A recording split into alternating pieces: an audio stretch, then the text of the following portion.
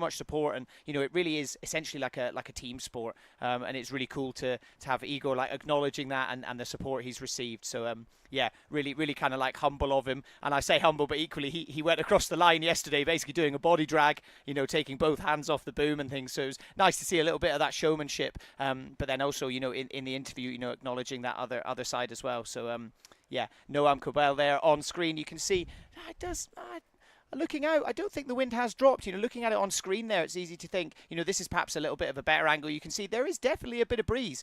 You can see the red and white flag there up on the judges' boat. That's the AP flag, signifying that, essentially we're on a bit of a break at the moment. The race committee just, I think, getting everything lined up. You may notice if you've been watching all week as well, we are running the slalom, but it is a slightly different course. We're in a slightly different part of the lake today, a bit further up towards the bridge. I'm not actually too sure why, but I know that having chatted to a couple of the crew over the last couple of days, I think potentially as you go a bit further up, I think the wind is a little bit stronger, a little bit more consistent. But while we wait for the racing to get started, let's find a little bit more about the equipment checking and how that all works.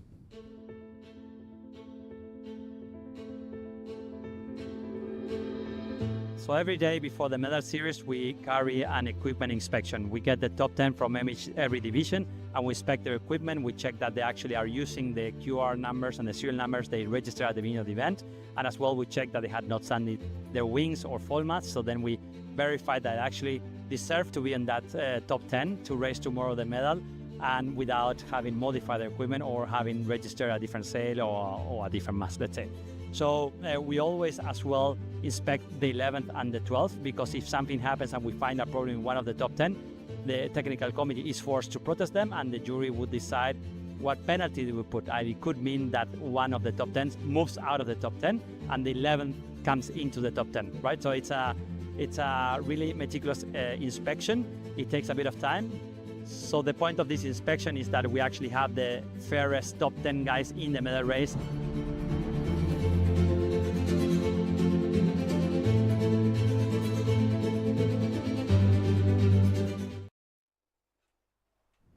All right, so as you can see, really interesting with the equipment. They've really got to make sure that everything is in line. Obviously, it is a one design class, so it's so important to make sure that everything is up to speed. There's a lot of inspections that go on.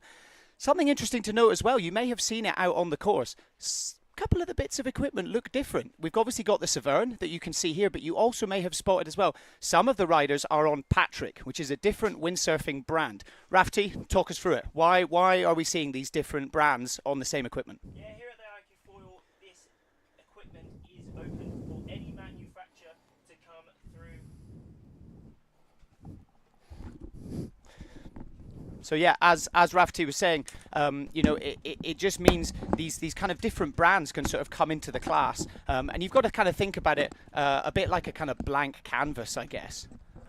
So brands can sort of come in if they want to get involved within the class. They can essentially kind of put their branding on the sail, so that's essentially what Patrick have done, and they've come along and got involved. And as you said, Rafty, if any other brands want to come and get involved and have their name up on the iQFoil, they certainly can indeed. But there we go, back to that committee boat. The AP flag is up, that red and white stripy flag. That is meaning that there's a bit of postponement after we saw that general recall at the start, starting off today with a couple riders over that start. So we're now just waiting for the conditions for the course just to be suitable to get underway with this medal race series. There is some good wind out here now, definitely raceable out here. So for sure we will be getting underway very, very soon. But remember, it is only the 10 riders in each of these fleets, the under 17 men, under 17 women, under 19 men and women. It's only the top 10 riders from each fleet. So it's 40 riders overall, and all of these riders will be competing it out to ultimately try and get that European title. Yeah, absolutely. And then while we wait, I think, Rafty, you got a chance to go and have a chat to some of the riders, do a bit of a pit walk, see what their feelings are as they get towards the medal race series. So let's take a look at what they had to say. Maria Falcioni, currently leading the under 19 women's. Are you feeling the pressure today? Okay, yeah, I'm feeling a lot of pressure right now. I know it has been a really long championship with 2 more days than usual, and today's finally the last day, so I'm ready. I'm going to give it all, and let's see how this final race goes. Thank you for the organization, and let's see each other in the water. Thank you. Robinzelli, you're getting prepared for this quarterfinal. How are you feeling? I'm feeling nervous, but kind of also relaxed. I do what I do, and then we will see it. Martina, you're getting ready for these medal races. How are you feeling? Yes, I'm very excited. Now I'm a little bit nervous, yes. And yeah, super happy. Darcy, you're coming in straight into this semi-final. What are you going to do? Just gonna go do my best, hopefully come out with a good score. Do you have any specific goals for today? Just get a nice start, yeah. First to the mark. Dreamy, well, good luck. Nella, you've been having a very dominant week so far. Can you top it off today? I hope so. Yeah, I hope so. Well, do you have any expectations? Well, I just want to be in the top 3. Yeah. Well, best of luck. Thank you. Noé, what are your plans for the under-19 men's medal races today? Well, in first I have to pass the semi-final, and then we'll see in the final what I can do. Do you have any specific goals? First position will be good, but I think that if I pass in the grand final, it's just incredible too. Well, best of luck. Yeah, thank you. Bye. Cheers, man. Thank you. Maria, the under-17s women's fleet, you have been dominating. Yeah. Do you have any specific goals for today? I just want to do the same as the whole regatta. I'm not that stressed, so I think that's good. I would just try to win it. So you're going to race the same, or you're going to race slightly differently compared to this week? I think the same, but of course I would try new things to just bring this win home. Well, best of luck. Thank you so much. Skip, you've made it inside the top 10. What are your goals for today? Well, of course, to get into the next finals. I mean, I first came from 11th, then after I got the redress, I managed to get into the 8th position, so nothing to lose. So you're going to risk it all, am I right? Of course, that's what the medals are for, right? And how are you coping with this new kind of race for these medal series? I really don't know. I just see what's coming for me and make the best out of it. Well, best of luck, man. Thank you. Good vibes here in Embrun. As you can see, that's the competitors that have all been competing over the last few days, and they're certainly taking it in, aren't they? Yeah, it is beautiful weather out here in Embrun. Even though we're in the Alps, what a little flip from Denizem there, cruising out. It is so warm out here, above 20 degrees. Little light path around that kind of 11, 12 knots mark at the minute. But yeah, that little platform providing the ultimate viewing area for all the other riders who haven't quite made it inside those medal races, but for sure they will be cheering on their competitors, their colleagues and their friends overall. Yeah, absolutely. You know, it's like their teammates. You know, certain amounts of them will be, you know, cheering on their friends, but also like their nation as well. You know, they're going to be really proud, and it's quite cool to see. I think Rafti, you touched on this over the last few days. Like, you know, on the water, everyone's competing, and it's everyone for themselves. But off the water, you know, everyone's friends. We've seen it over the last few days. It's all kind of good vibes. You know, you saw there everyone relaxing, but you know, as soon as everyone's on the water, you know, it is like, as Darcy said there, I will be first to the mark. Certainly. I mean, everyone in their heads today, every rider out on the course, they will want to be first to the mark, first to the next mark, and ultimately cross that finish in first place. I mean, in this quarterfinal, in the semi-final, it doesn't matter whether you cross it first or second. You just need to be in that top 2 to hopefully qualify through to the next stage in this medal series. Yeah, absolutely. Skip Brule there giving a bit of insight. He was another rider that had a really good day yesterday, wasn't he? You know, he managed to get himself up into that top 10, find himself in the medal races today. You know, he'll be really looking to try and capitalise on that and get a result. And I think one of the unique things about this medal series, and one reason why it makes it so exciting, is it is this kind of knockout system. And you know, all the guys out there today, there is a sense of they've kind of got nothing to lose now. So do you think that kind of lets them feel a bit freer, or do you think it just adds the pressure on? I suppose a little bit of both. Yeah, I mean, if you're in that scenario, it can go both ways, can't it? I mean, again, sometimes you can have that nothing to lose, and you just go all for it, huge risks, go hard or go home. But there are also some players within these races that, they can lose a lot if they come into this quarterfinal in the 4th place. They can lose it all and come 10th. I mean, not in this quarterfinal, because we've already had 2 riders over the start, unfortunately. But it really is it's a mix of mental games out here on the course. Yeah, for sure. I mean, Rory Meehan, he's another athlete to mention. We did a bit of an interview with him yesterday after he had a very good race. And, he gave, some interesting insights as well. And he seems like pretty cool, pretty calm. He's trying to not to let the pressure get to them. Do you think the kind of conversations that they're having with their coaches as well? Or do you think this is like a mindset thing? Or again, maybe it's different, depending on each athlete and how they kind of respond best to this? Exactly. I mean, some of these athletes, most of these athletes have come here with coaching, with coaches, so they've able to, at the start of each day, at the middle, and all throughout the day, they've managed to talk to them, go on the beach, maybe get a bit of a plan, a bit of a regimen into their windsurfing here at the European Championships. But also some people have not come with coaches. They've come from all around the world. We've got Anjal from Singapore here. We've got Makani here in this in this quarterfinal from the other side of the world. So there really is a lot of people, and showing how high stakes this competition is, how high important this is, and this makes the level absolutely through the roof. Yeah, for sure. And that's the perfect way to sum it up. The level is absolutely through the roof. It's very easy to assume that this is like the adults with what we've seen over the last few days, but this is still the under-19s and the under-17s. These are the Olympians of the future. And, seeing the level that's already there, sadly we haven't seen that much course racing this week due to the light winds. But, Rafty, we've been like turning our heads around and looking when we hear, the whistle of a foil coming in. And I've seen some incredible, like the foil tacks.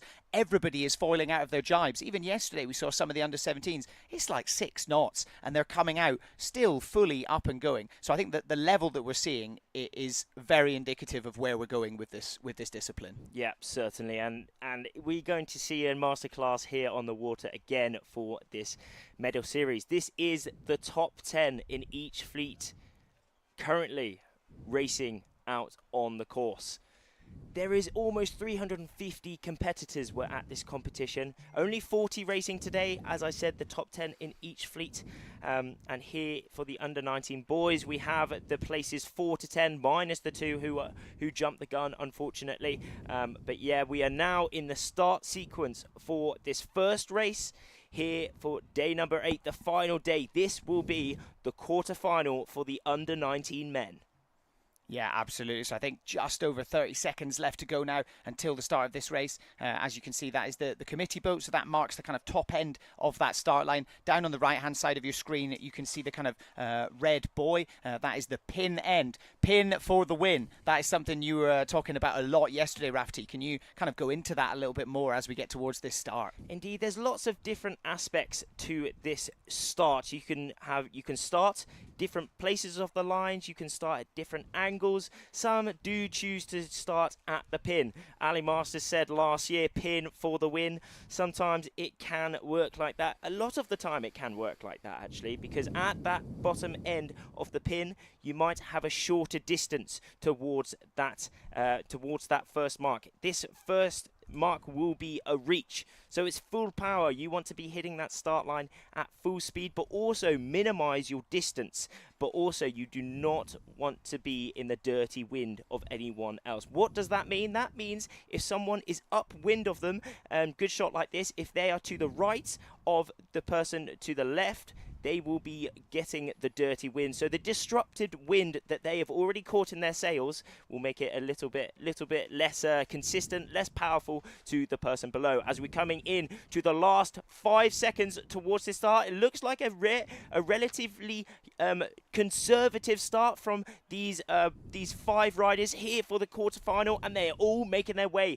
up to their first mark. This is the full power reach, but Mattia down that bottom end. He did go for that pin, and he is currently winning this race. Oh, some are jibing round. Oh, what's going on here? Oh no, it is indeed another general recall. One of these riders did jump that gun, and we're going back to that replay of the start. Looks like potentially the rider furthest upwind, but obviously we'll just. Oh no, it looks like Mateo, yeah. Oh, that'll be interesting to see, potentially Switzerland 101 as well, but let's wait and see. This just goes to show how much these athletes really are pushing it for the medal series. But it did look like they put the brakes on a little bit as they were all heading towards it. As you said, it was quite a conservative start, wasn't it? Yeah, at the start. Well, at the a few seconds before that start, it was relatively conservative. However, they were pushing right to that gun, and literally it would have been just a split second that they were over that start. But, a split second is more than enough to be over and disqualified from the race. So unfortunately, it is indeed Mattia Sauncella, Italy 8-3-0, just over that start line and out of this quarterfinal. An absolute nightmare for the Italian. Yeah, that's such a crushing blow. Pretty devastating. You've built up all week, and you get to this point, and then to go over the line early, it's got to be a bitter pill to swallow. But equally, it's the rules, isn't it? You can't be going over that line early. It's such an important part of it, and I think that's why the judges, it's very easy to look at it and think, that's quite harsh. Should people, get a kind of second chance? Should people be allowed, have something deducted? Maybe they, get a time penalty. But that's just the way it is. So yeah, tough pill to swallow there for Mattia as he makes his way back into the beach. It's difficult. But equally, I guess, lesson learned. It's one of those things, he won't be doing that again in a medal series, will he? Certainly. So as he makes his way back to the beach, I mean, for sure, he will be unhappy. Is that him shouting at his boom at the minute? An absolute error from him. I really feel sorry for him there. But, that what needs to happen. Hopefully he won't do that mistake again. But, these riders are always pushing the limits. They want to be in this top two for this quarterfinal to progress. But there we are, Mattia Sauncella, Italy 8-3-0. He is going to be finishing this competition in 8th place position. A very, very respectable and amazing position result in this European Championships. For sure, and only 15 years old as well, competing in the under-19s. We have definitely seen that a lot, over this competition. Obviously, Medea Falcioni over on the women's side, the under-19s, only 13 years old. Talk me through the tactics behind that. Why are they opting to go into the higher bracket, essentially like the harder fleet at such a young age?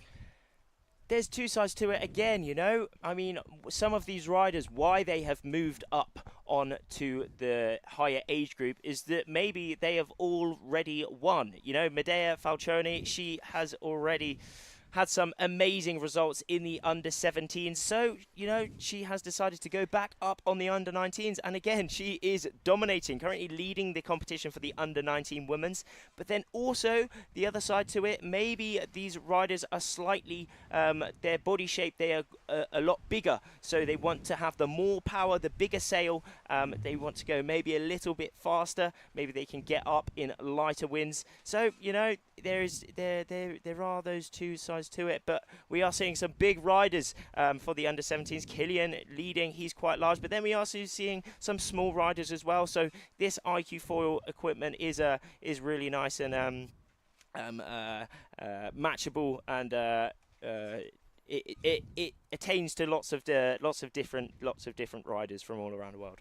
Yeah, absolutely. It's whilst it is one design, there are so many adjustments they can make as well, can't they? They can adjust the outhole while they're out there to give them a little bit more power. Obviously, depending on whether they're going upwind, downwind, they can kind of change the angle of the sail. About the foil though, how much adjustment, how much play is there within the foil that they can do? There's a few things.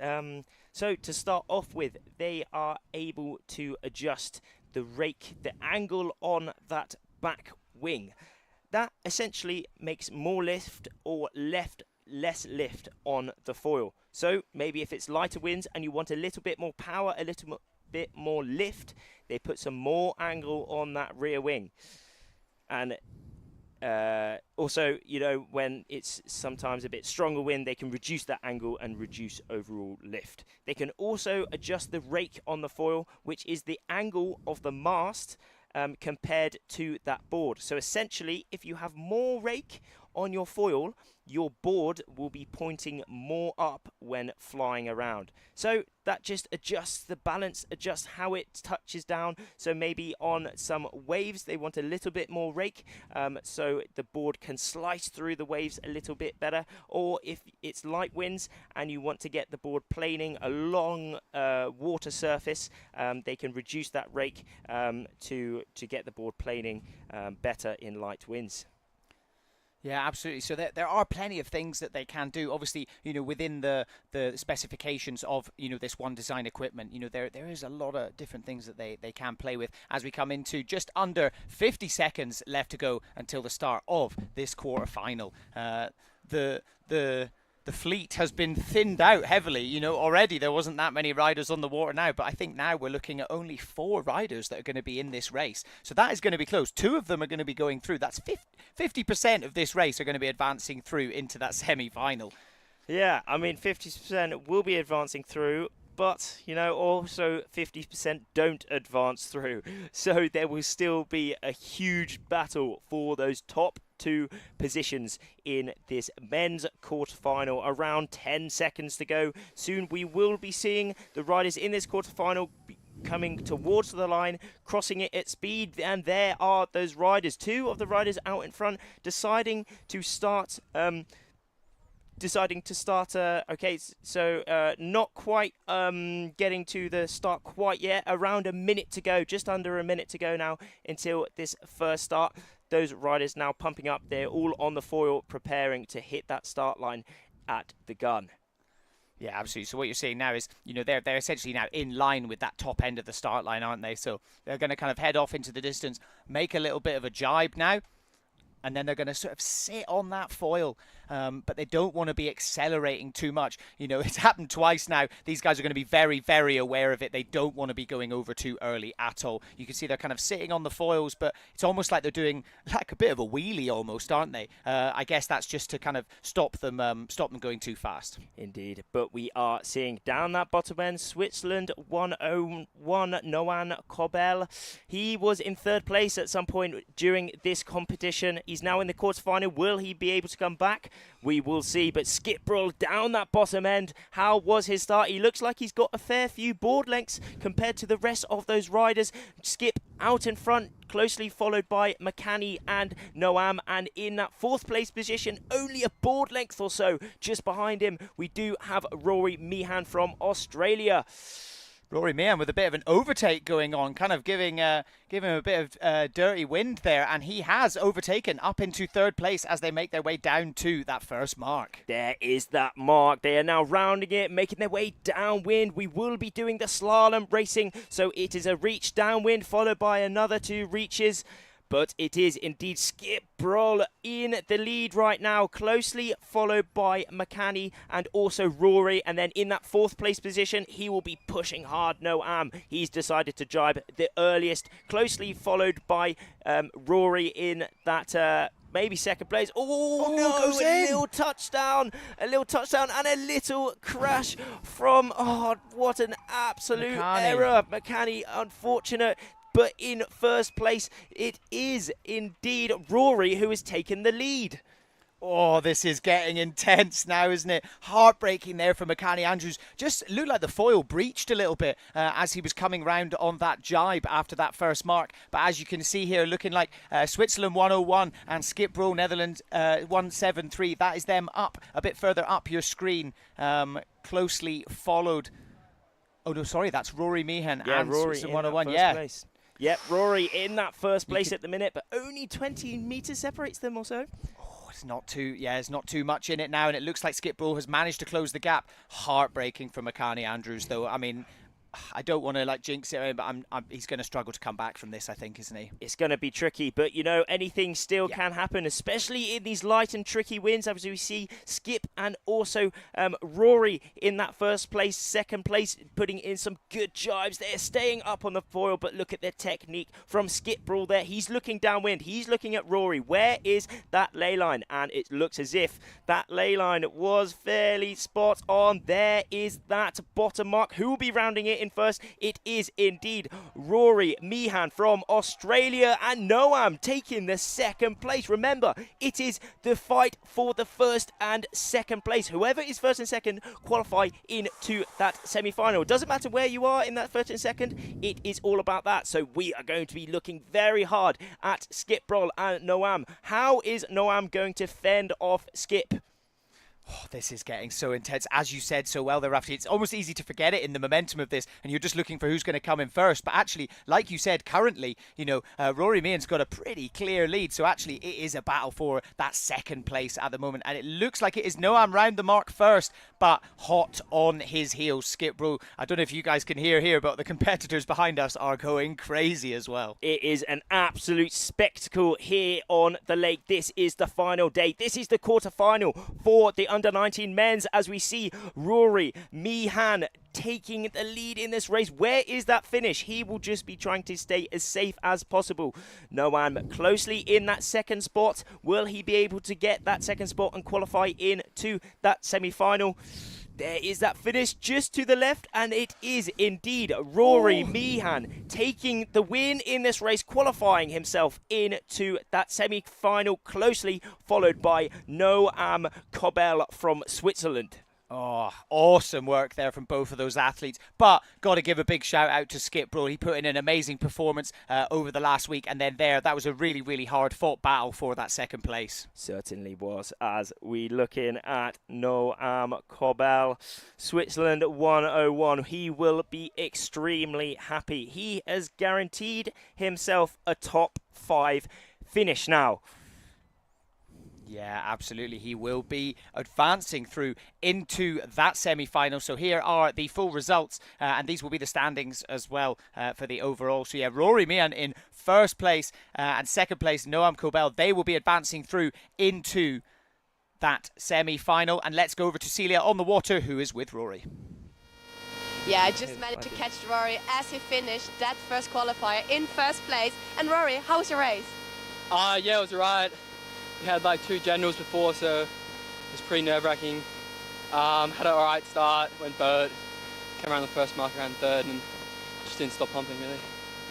Your recovery was indeed amazing. What was going through your head as you did that? I know the downwind leg was a lot longer, so yeah, just trying to stay calm and put in the pumps where it's necessary. And there was a bit of like, you had to start over again a couple of times. Did you manage to kind of stay calm and focused during that? Yeah, it was pretty nerve-wracking. Every single over early there was, I thought it was me or just getting nervous, but after a few more boards got off, it was a bit better. Well, it is indeed a good start of your day. Let's make it back to the starting area as we make it back to the studio. Great to hear from Rory there. You know, he seems like a man on a mission, doesn't he? Certainly so, certainly so. He will be advancing through to that semi-final and an ultimate mission of getting the European title. That is one of the absolute beauties of this medal series here on the final day. Anyone inside that top 10 are able to clutch the European title. As we go back to that start, I mean, we did see Skip Brawl having an absolute banger of a start there, really taking the lead early on. Very close between Rory Meehan and also Noam, but it was indeed Skip and Meehan going a bit further on the right side of the course. Oh, and there's Makani Andrews going down on that jibe. Just absolutely heartbreaking there. One of the bits, actually, my favourite parts of that race was Rory Meehan towards the start there, just with that overtake before getting to that first mark. That just goes to show these guys are putting everything into this, pumping just as much as possible. Yeah, great start to the medal series. So now we will be moving across and we will be doing the under-19 women's quarterfinal. So we are going to alternate throughout the day. Certainly. We are starting with the under-19s. They are racing first, as you said, the men and the women. Here will be the quarter final. As we go back to those spectators, a lot of the other competitors just watching this show that these riders are putting on as we go to the starting grid for the under-19 women's quarter final. Yeah, absolutely. So taking a little look at this, Rafferty, talk me through it. What are your predictions? Who's really stood out for you throughout the week? There's people throughout the week and a lot of very well established riders within this quarterfinal. You know, anyone does have the potential to get those top 2 positions, to win, get that second place and qualify through to the semi-final. Absolutely, yeah. Specifically for me, I feel like it was the 2 girls, the Turkish riders. They were performing really well, especially going into yesterday. So they may be looking to try and carry some of that momentum going into today. Taking a look at the under-19 women's semi-final. So the 2 winners of the quarter-final will be coming up and joining these 2 athletes here. Darcy Shaw, GBR 309, had a particularly good day yesterday, and found herself coming up into that all-important 3rd place, which has meant she essentially gets a little bit of extra time. She doesn't have to go through that quarterfinal. She gets a pass straight through into the semi-final. And then obviously on the other side, Nela Sadokova has put in an amazing performance all week, and we're seeing her sat up in 2nd place because of it. And going to that grand final, whoever qualifies from that semi-final will be joining Medea Falcioni, an absolute dominating performance throughout the week so far. Only 13 years of age, but she is dominating in the under-19s women. She's got 5 years left on in this fleet, and for sure she's going to be one to watch in this final and also throughout the future. Nice to see there. Makani coming in. Looks like he's got a bit of a smile on his face. He's chatting to all the other athletes. Hopefully he's not beating himself up too much for that. It's kind of part of the game, isn't it? Crashing, You don't see it so much because these guys are so talented. But I guess sometimes with the pressure, potentially, differing conditions, talking to some of the British coaches earlier on, actually, before we started the stream, and they were saying, particularly about Darcy Shaw's performance yesterday, they were, talking about how one of the things, they were calling it the streaks. So like the wind, the gusts coming down the lake, and how, one of the things that Darcy did was she was just looking for those streaks, and that meant she could kind of, stay in those gusts to help get around the course. Certainly. So these riders really need to read the lake expertly if they are going to be coming out on top here. It's quite gusty, it's quite shifty. Those streaks, as you said, do come down the lake, and you need to ensure, these riders need to ensure that they are in these streaks where the wind is stronger, where the wind has changed direction, ensuring that they can do a shorter course overall in these races and ultimately come out on top. Yeah, absolutely. Just under 2 minutes left to go until the start, the quarterfinals for the under-19 women's. Let's keep our fingers crossed for no general recalls. And I imagine all the riders are going to want to be doing that as well. And I wonder if the fact that they've seen that happen a couple of times in the last race, do you think that's going to make them a little bit more hesitant heading towards the start line? Certainly. They really will not be wanting to go over that start, especially as they've seen before that, you can come into this quarterfinal, have that shot at getting that European title, but if you jump the gun, you're out. You are straight out of there. Especially as we're flying that black flag, even if they can't tell who's over the start. I mean, they will because, there's not too many in each of these races. There's no if, buts and maybes. You're out of there. Yeah. So it's tricky. I mean, as we come up to the last minute before this under-19 women's start, quarterfinal will be underway. Yeah, absolutely. I was thinking the same thing. I imagine, it will make you a little bit more like, I've really got to make sure that doesn't happen.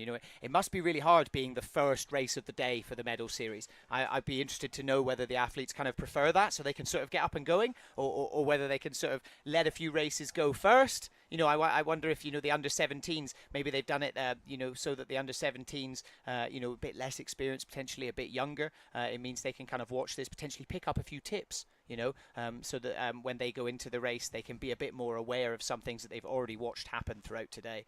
As we get to 20 seconds until the start of the first under-19s women's medal race. Coming up to that 15 seconds, we are seeing the majority of these riders now, these under-19 women coming up to this start. Who will be flying? Who will be able to hit that start at the gun? Hopefully no one is over the start, but down that bottom end we do have one of the French riders coming in with a lot of speed. How is it down that bottom end?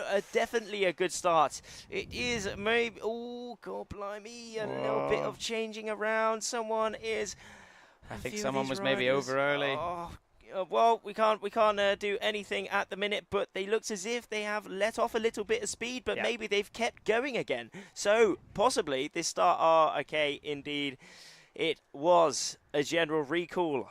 That means someone was over the start. Whenever someone is over the start, all the riders are recalled back to the start and they rerun the race. Whoever was over that start will be binned out of the race, unfortunately. Oh, difficult one. We were literally just saying, you know, hopefully, you know, maybe this is going to hopefully make them a bit more hesitant. They're perhaps going to want to try and, you know, not try and go over that line early. And it's looking like, you know, potentially it's not on the gun, but I would say France 7 is definitely going to be facing the end of their campaign. Really, really frustrating there. Literally just a board length, and then maybe Israel above. Actually, Danielle, maybe half a board length. We will see soon, but I mean, Faustine Gallic, France 7, she looked like she was poking out on the start line compared with the rest of the riders, but poking out by, you know, a meter. It's really, really by centimeters, by meters, by board lengths. It's tricky. 18 years of age. She has done a medal race before, so she will know what it's like to be in a medal race. Another medal race here at the European Championships, but unfortunately, we will get confirmation too, but it looks like she is making her way back to the beach. Yeah, difficult one there. And of course, it's currently, you know, came into this medal race series sitting in 10th position. So again, it's like what you said earlier, after, you know, like nothing to lose, really. You know, has got into this, come in, all she can do is do her best, and hopefully, you know, given that it is a knockout system, it's fairly open. All you need to do is get into that top 2. You don't even need to win the race. You know, if you can get into that top 2, find yourself suddenly catapulted up into that semi-final. Right there, yeah. Whether you're in 10th, whether you are in 4th coming into this quarterfinal, everyone is on an even playing field. Got some of those riders in this quarterfinal around that boat. Turkey 14, Adatan. She was a European champion on the under-17s. Will she become an under-19s European champion? She will be sure hoping so. Yeah, absolutely. This is going to be a really, really interesting race. You know, we've got some heavy hitters in this, and they're all going to want to be looking to kind of really make a statement and get themselves into that top 2. As you can see, the race committee, I think they're still deciding. We haven't had official confirmation of who it was that was over the line early. And given that it's taking a while, and there is the confirmation coming in. So 2 riders. So yeah, France 7, Faustine, and then Israel 8, 9, 6 as well. So they will be making their way back in.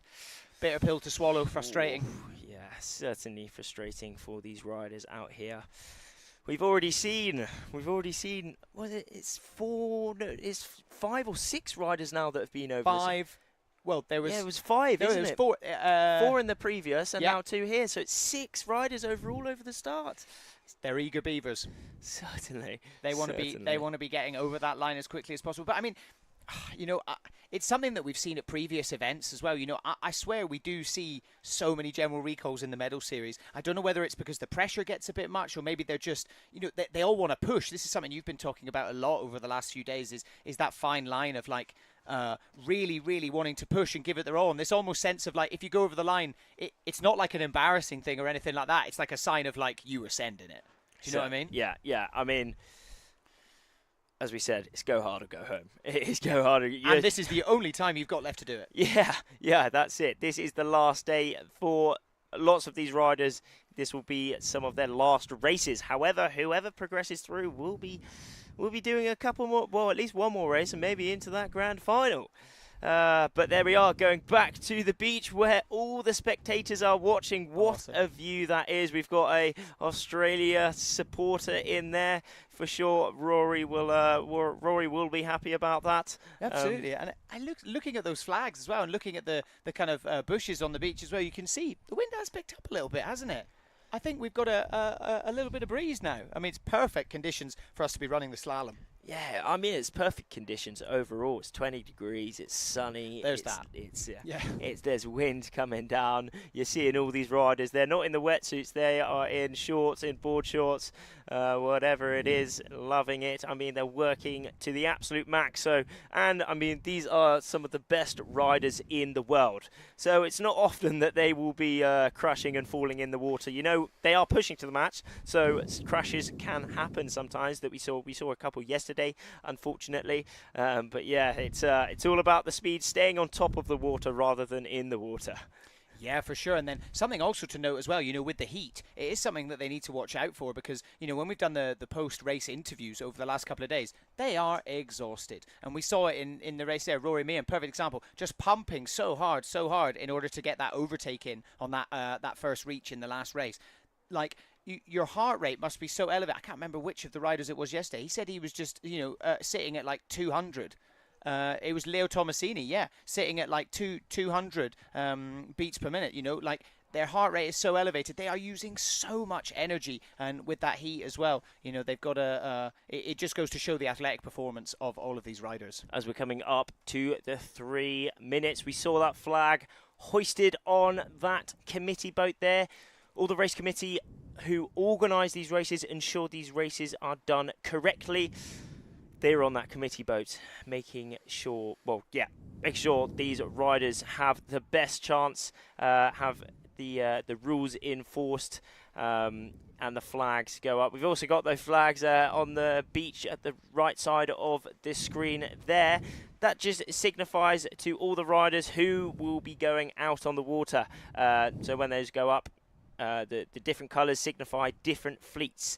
So when that flag is hoisted up, that fleet corresponding to that colour will be heading out, as we're seeing the under-19 men and the under-19 women here out on the course. Coming up to the next 2 minutes. Yeah, not long to go now. So this is your starting grid. So as you can see, bottom left-hand side, France 7, Faustine Gallic, she is out. And then also Israel 896, Noah Rajuan, also out of the running. So only 5 riders in this. Do you think, you know, the athletes that didn't go over early, do you think that makes them feel a bit better? You know, like, you know, when they see some people having to go in from a general recall, or do you think it kind of like increases the nerves a little bit more? Again, there's always two sides of it. There's always two sides of it, you know. It can go both ways, you know. They can have a bit of relief, meaning that maybe one of those riders who are a strong performing rider is out, so they don't have to race them. But then also, it means that they can go over the start. It means that and they have more time between their first race, so that adds up and builds up to potentially more pressure. Yeah, for sure. Yeah, like you said, I think, you know, different athletes are going to perceive it differently, aren't they? You know, some athletes will take it on as fuel and be like, great, one less person for me to get past. Other athletes will be like, you know, maybe a bit more internal, and they're like, right, I better really make sure I don't go over that line too early. As we get to 45 seconds coming up to the start, you can see now they're all kind of making their way out towards the far side of the lake, away from that start line, and they will then be jibing round and making their way back towards the start, trying to time it absolutely perfectly so they can be going across that start line on the horn, not before it, but on the horn, already up on the foil and cruising along. Let's wait and see. So who is that? Looks like up in front there. It's definitely one of the Spanish riders. But yeah, these two definitely making their way towards that start line. Just over 10 seconds to go, and we can see the rest of the fleet starting to accelerate towards them. I mean, I say rest of the fleet. There's only a few of them out there. Yeah, only 5 riders remaining in this start. One of those riders down that top of the screen, maybe a little bit early. Ooh, how was that? Spain at 3:40. Katarina, if that start was good, what a start from her that was. Straight away, she has gained several board lengths compared to her competitors, starting this quarterfinal in an optimal position. Absolutely, that was the perfect example of what you've been saying over the last few days, Rafti, of like sending it, really pushing it, especially towards that start line. You know, even after a general recall, taking that little bit more risk, and in this case, it's absolutely paid off for her as we see her going round that first mark. What a view this is! The spectators having an absolute show here in Embrun as the riders, these under-19 women in the quarter-final, come extremely close to them, making their way out onto the left side of the course. It is still indeed Katarina from Spain leading this race so far, but in close pursuit, Turkey, Nur Hayat is in that second place position, but not much separating them at all, around 15 meters. In that third place at the minute, Israel 369, Danielle Ziv. But look at this, a little bit of obstacles out on the course indeed. They have to make their way through these pontoons, and we also see these boats out on the course. These are the umpires ensuring that all rules are followed exactly when it happens.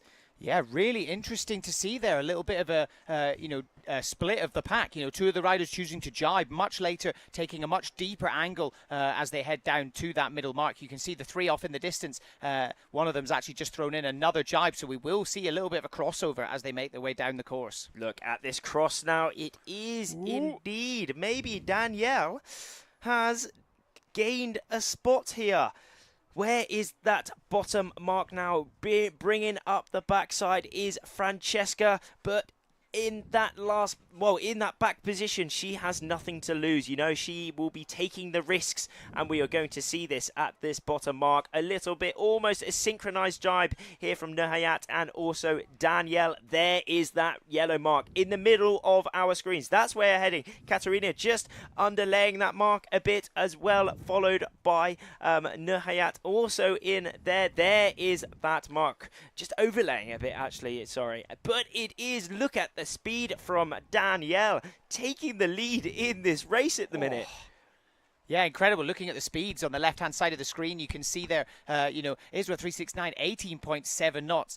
You can see they're doing, probably near on double the wind speed. You know, it's something we've been talking about all week. But look at that beautiful view there. Israel 369, absolutely cruising along. But it's very much a battle for second place again, isn't it? Look at it. It is indeed Katarina and also Nurhayat, the second and third place position. That's where we will be seeing the biggest battles. Maybe Nurhayat has shown her speed, her ultimate speed on this penultimate reach. Here is the jibe. How will Katarina's jibe be in that third place position?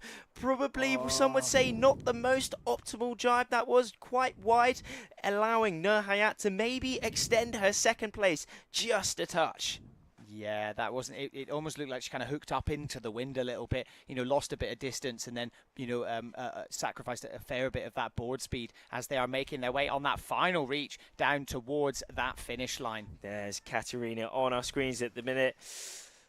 I mean, she'll be hoping for maybe there's a crash here, but she's not pumping. Maybe she's certainly not given up, but banking on something interesting to happen. But it is Danielle Ziv, Israel 369, winning the quarterfinal, closely followed by Nurhayat from Turkey. Those two girls have banked themselves a place inside of that semi-final. Amazing race there. Really cool little battle. Some really tactical decisions, especially coming down through the middle to that second mark there. It'd be interesting to see if any of the riders in the next few races start to adopt that as well. There is Nurhayat, but also Katarina. A great race from her.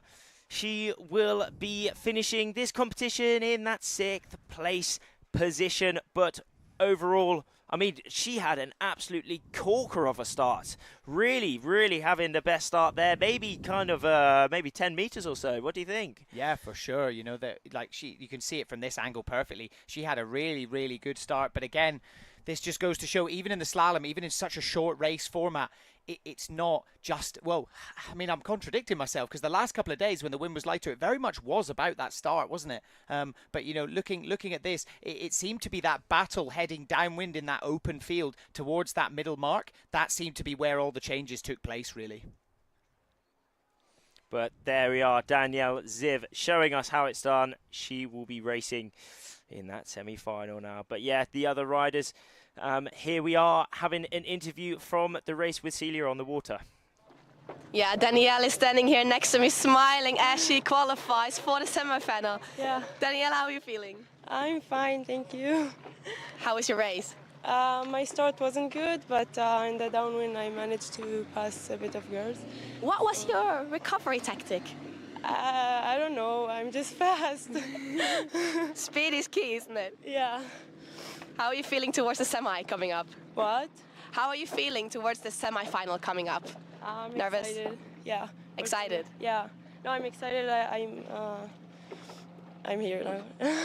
It's so good to hear. Let's see another bullet from you in the semi-final, Danielle. Thank you so much.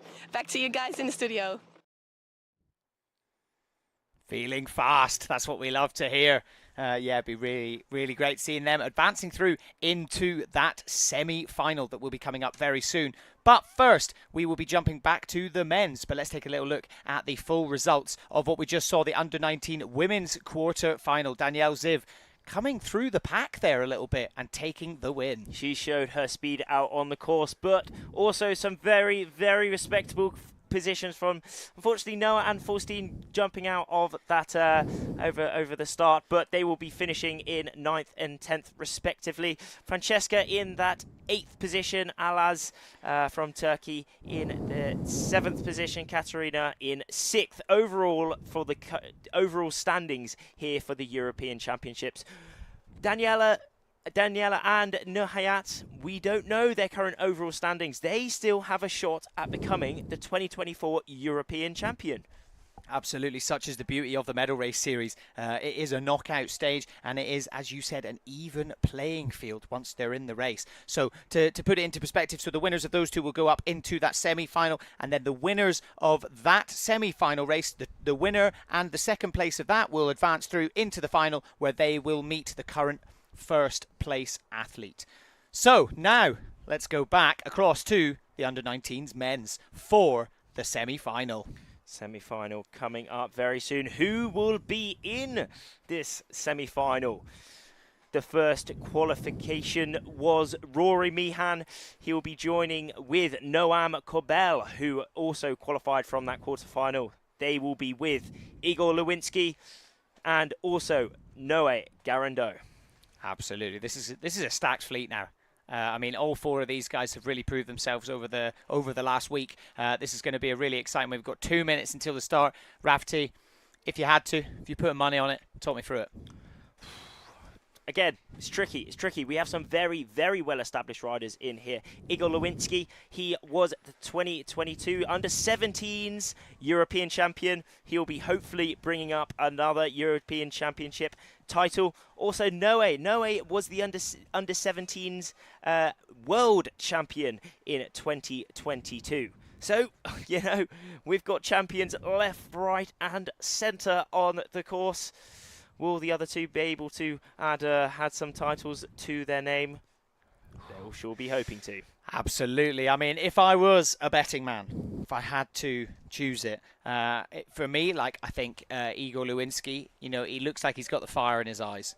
You know, I think that there's something there, but also Rory Meehan, you know, he's got momentum behind him. He had a great day yesterday. Coming into today, he's also had some great results. So I'm going to be really interested to see if he can manage to carry that through this semi-final as well. Certainly. But yeah, as we said, there is that little battle between those top two riders as well, Noe and Igor. You know, they're in that European Championships in 2022. You know, they've been racing together a long time. In that Championships, it was extremely close. Igor just taking the lead in that Euros, and then also Noe taking the second place. So they are very similar riders. It's very similar in results overall. Who will be able to take this win? We are going to be finding out very soon as we come up to the last 20 seconds of this start until the gun goes and this semi-final for the under-19 men will be underway. Absolutely. 10 seconds to go until this start. Let's see. Let's keep our fingers crossed. Hopefully it will be a clean start and getting themselves over the line in good time. You can see them there being a little bit more conservative, but now starting to put on the gas. And it looks like it is. Nowhere down that bottom end. Could he have the best start? It looks as if he does. Just behind him in that second place at the minute. We do have Noam, but off onto the right, not managing to build up the speed straight away was Rory. Will he be able to come back? We will see very soon. Yeah, currently it does very much look like a bit of a two-man race. At the moment, it looks like, yeah, you can see Rory Meehan just quite a few board lengths behind them. It did look like for a second, I wasn't sure whether it was going to be a general recall. They all kind of it looks like they kind of put the brakes on for a minute, but it looks like it has been a clean start as they are making their way round the mark. Noe first. Let's see what they've got for us. Noam as well, he is hot on his heels. Yeah. But in the back of my head throughout that start was Igor. Where's Igor? Is he? Cool, blimey. Hopefully he's okay. Maybe he didn't manage to get foiling.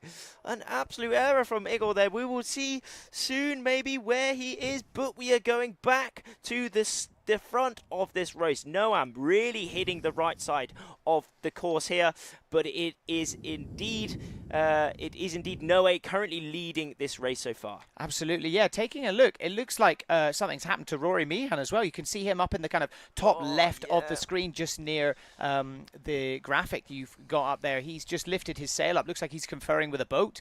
Maybe he's had some sort of equipment failure or something like that. We'll just wait to confirm. And then, yeah, as you said, Rafferty, where's Igor? Yeah, I'll tell you what's happened. I'm looking out and the wind has really dropped, actually. Really dropped. I mean, they were hoping to run this race in that gust, but it's dropped off, and I can see Igor back at the starting line along with Rory up near that first mark, just dropping off the foil. But out in front, we have Noam Kobel, Switzerland 101. But it is Noe Garando currently leading this under-19 men's semi-final. Will he be able to keep it to the end? I mean, the fight now will be just to stay in front, you know? As long as these two riders stay in front of the other two, they don't drop off the foil, they will be qualifying into that grand final. Because remember, it is only the top two in each of this semi-finals and quarterfinals that qualify into that grand final. So it doesn't matter where they finish,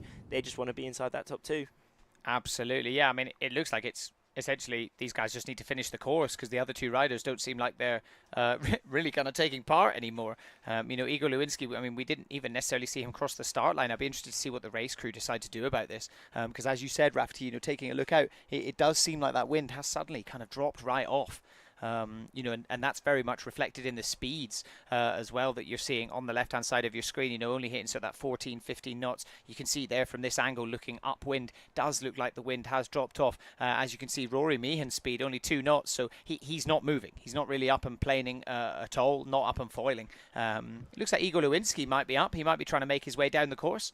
Talk us through it, Rafferty. What happens if they don't finish the race? You know, can they opt to kind of like just say I'm not going to do it? How does that work? Yeah, they can if they want, but I mean, no one will be doing that because even though if you're not foiling and you're giving up, you still complete the race. You know, anything can happen. I mean, of course, you can just make your way back to the beach. But, you know, first of all, that's not the best sportsmanship. Exactly.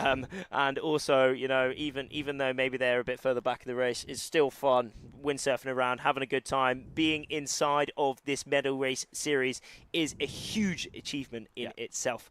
But as we see, Noe Garando cruising on his way towards the finish, rocking that red bib. He will now, well, he came into today in that third place position in that red bib, and here he goes towards that finish, closely followed by Noam Kobel. Where is that last mark? There it is. Yeah, Noe staying up on the foil. Ooh, well, actually, I'll tell you what. Working hard to do it. But there we go. Yeah, he's up. So light there, isn't it? You can just see how glassy the water's suddenly become. As we said, that it does seem like suddenly a bit of a gust has come through. You know, and looking at the speeds of the other athletes, you know, especially Poland 30, looks like they are sort of, you know, still going to be starting to make their way down the course. But I think this is a bit of a done deal. It looks like France 38 and Switzerland 101. Noe and Noam will be advancing through up into that final with Leo Tomasini. But let's wait till they cross the line. Yeah, as you said, as you keep saying, Rafferty, anything can happen. Anything really can happen, but they are looking very comfortable. Look at this. Noe putting his hand off. He's coming towards the finish, crosses the line for this semi-final in first place. He has guaranteed a spot on that podium for this 2024 European Championships. Awesome work there. You could see the passion. You could see how stoked he was to come across that line there. Yeah, it's going to be a good day for him. Looks like he's parking up next to Celia, so hopefully we'll be able to go down and get some words from him as well. Great race also for Noam. Yeah, super shout out to Noam. He managed to stay up on that foil expertly. And now he also has a spot on that podium. He is inside that grand final, but we're going to an on-water interview with Celia now.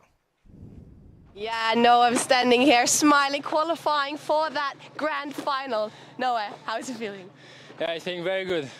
On the starting zone, there were like, I don't know how many knots, but for sure it was very, very, very light, and just Igor's patch on the line, and we are just third, three. And the Australian guys just scratched on the first mark, so with Noam we have just to fly until the end, and it was good. So yeah, very, very happy. And when you saw the wind dropping like that, what was going through your head? I don't know. I tried to fly between 2 minutes before the start, and I think it was a good idea because during the start there is no wind. So yeah, I'm super happy with my tactics today. And now you are in the grand final against Leo, against Noam. How does that feel? Yeah, I'm super happy. It will have a very hard fight, I think, with Leo and Noam. And yeah, I'm just super happy to be in the grand final.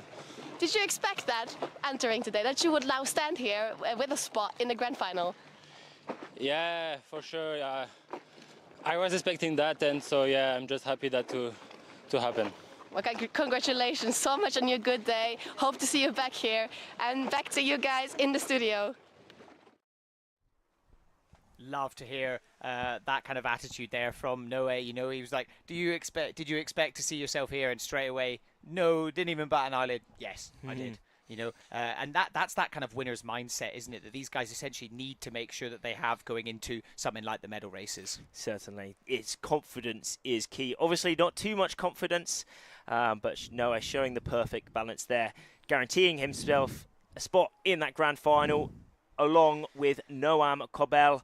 Rory Meehan in that third place position. He will be finishing this competition in fourth place. An absolutely amazing result from him there, but also a very unfortunate end to Igor's competition. He didn't manage to get foiling on that start.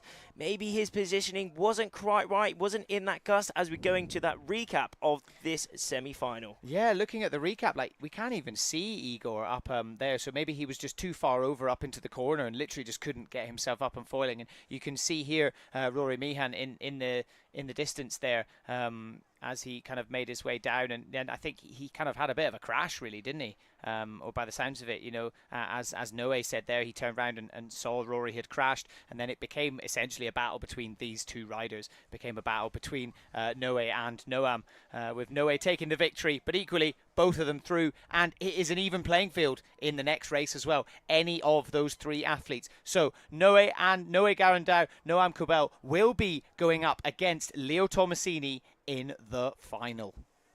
Exciting stuff. Certainly, but we are now heading back up to that start line where we will be witnessing live the under-19 women's semi-final. And here we are. Who is in this semi-final?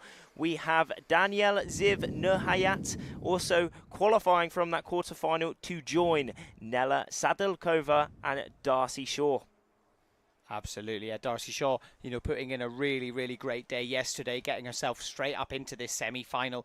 So this will be the first time that her and Nella Sadilkova will be going onto the water today. I imagine they've been, you know, keeping an eye on the races so far, looking at what the athletes are doing, you know, the tactics, you know, where they're sitting on the lake. As I said earlier, if you've just joined us and missed it, you know, I was having an interesting chat with the GBR coaches, you know, and they were talking about Darcy yesterday and how she kind of managed to they were calling it like the streaks of the gusts, and being able to look at the water and just spot those, and being so aware of the conditions around you and what's happening, and trying to take advantage of that in order to get yourself going that little bit faster, taking a bit of a better line as she moves down through the lake. So I imagine she'll be looking to repeat that today. Certainly, we're getting this underway very soon. We're seeing no AP flag up on the boat, meaning that we are imminent for this start. We're seeing that orange flag now flying up on the boat, meaning that this is a warning to the rest of these races in this semi-final that racing will be underway very soon. Yeah, as you can see, 4 minutes and 40 seconds left to go until the start of this women's semi-final. Taking a little look around this beautiful place that we have been calling the office this week. I mean, it doesn't really get much better, does it, Rafty? Certainly. We should just sit back, have a look at it. I mean, these guys are absolutely loving it as well. God blimey, look at that absolute corker of a dive there into the water. The water's lovely and warm as well. It's not mega warm because we are in the Alps. However, you know, it's warm enough just to jump in your swimsuits. It's lovely. It's summertime. It is summertime prime iQFoiling here for the European Championships. What a location. We've surrounded by these picturesque mountains, let's have a more in-depth look at this location. Situated in southern France, only a 2-hour drive from Marseille, up into the Alps is the stunning Lac de Serre-Ponçon and town of Embrun. Sitting at 870 metres above sea level, this area attracts up to 1.5 million tourists a year and is the perfect summer mountain paradise for many different activities. Get out on the bike, take on the hills, or cool down and head onto the lake to enjoy the different water sports on offer, from windsurfing and kite surfing to kayaking and water skiing. It's a real water sports utopia. Or take to the skies and experience the idyllic views from the air.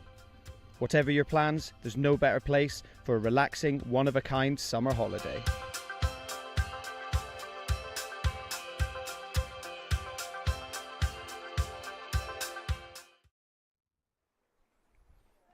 What a spot. And a bit of a wider view there. We can see the competitors, you know, they have definitely got the best seats in the house. I mean, me and Rafty have got it pretty good, but I won't lie, those guys there are definitely taking in the view in the best possible style. Good view here of the event site. You can see all the equipment on the land there in the bottom left-hand side. So just goes to show how close we are to where the action is taking place. Looking out, that wind does look like it has backed off a little bit. Still very much contestable conditions. I think, sadly, you know, the boys in the semi-final earlier for those under-19s, I think they just had a little bit of a bad luck. You know, obviously this is a lake at the end of the day, so it is quite gusty. You know, and the wind kind of can sort of come up and through. This is a thermal wind, so you know we're sitting at about 3 o'clock local time. So it's still kicked in earlier than the last few days, hasn't it? It has kicked in earlier, and it's kicked in a little bit stronger, actually, as we're seeing Nela Sadalkova pumping up onto the foil, preparing for her semi-final. Now, under 2 minutes to go before this start commences. Absolutely, yeah, not long to go. You know, what do you think is going through these athletes' heads? You know, having had a chat to Celia at the end there, you know, obviously Danielle, you know, was very much saying all she's thinking about is going fast. You know, obviously Rafty, you've competed and you've done a lot of racing and things. What goes through your heads in that kind of last 90 seconds as you're making your way down towards that start line?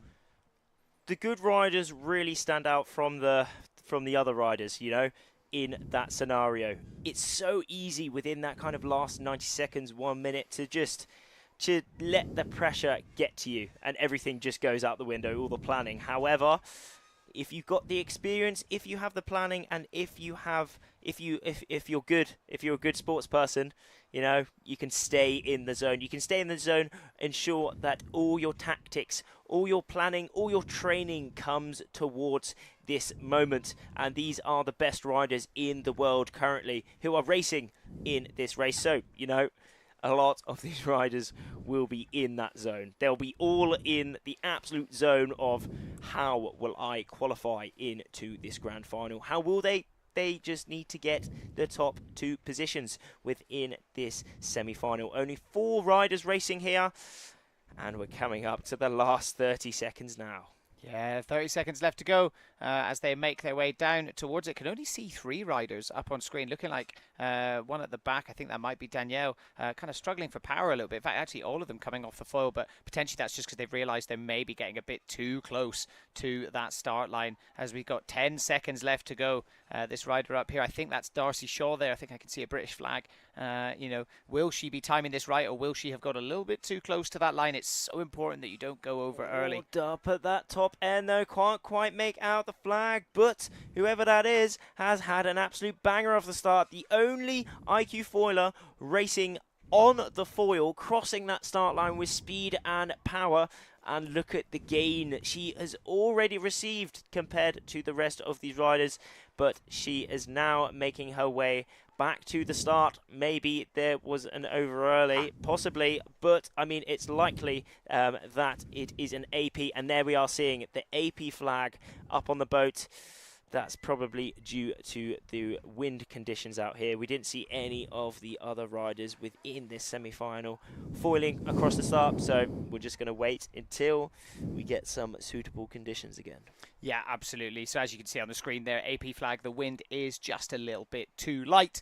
So yeah, they will be, potentially going on hold for a minute, waiting for that gust to come through. We've said it is a thermal wind that we get here.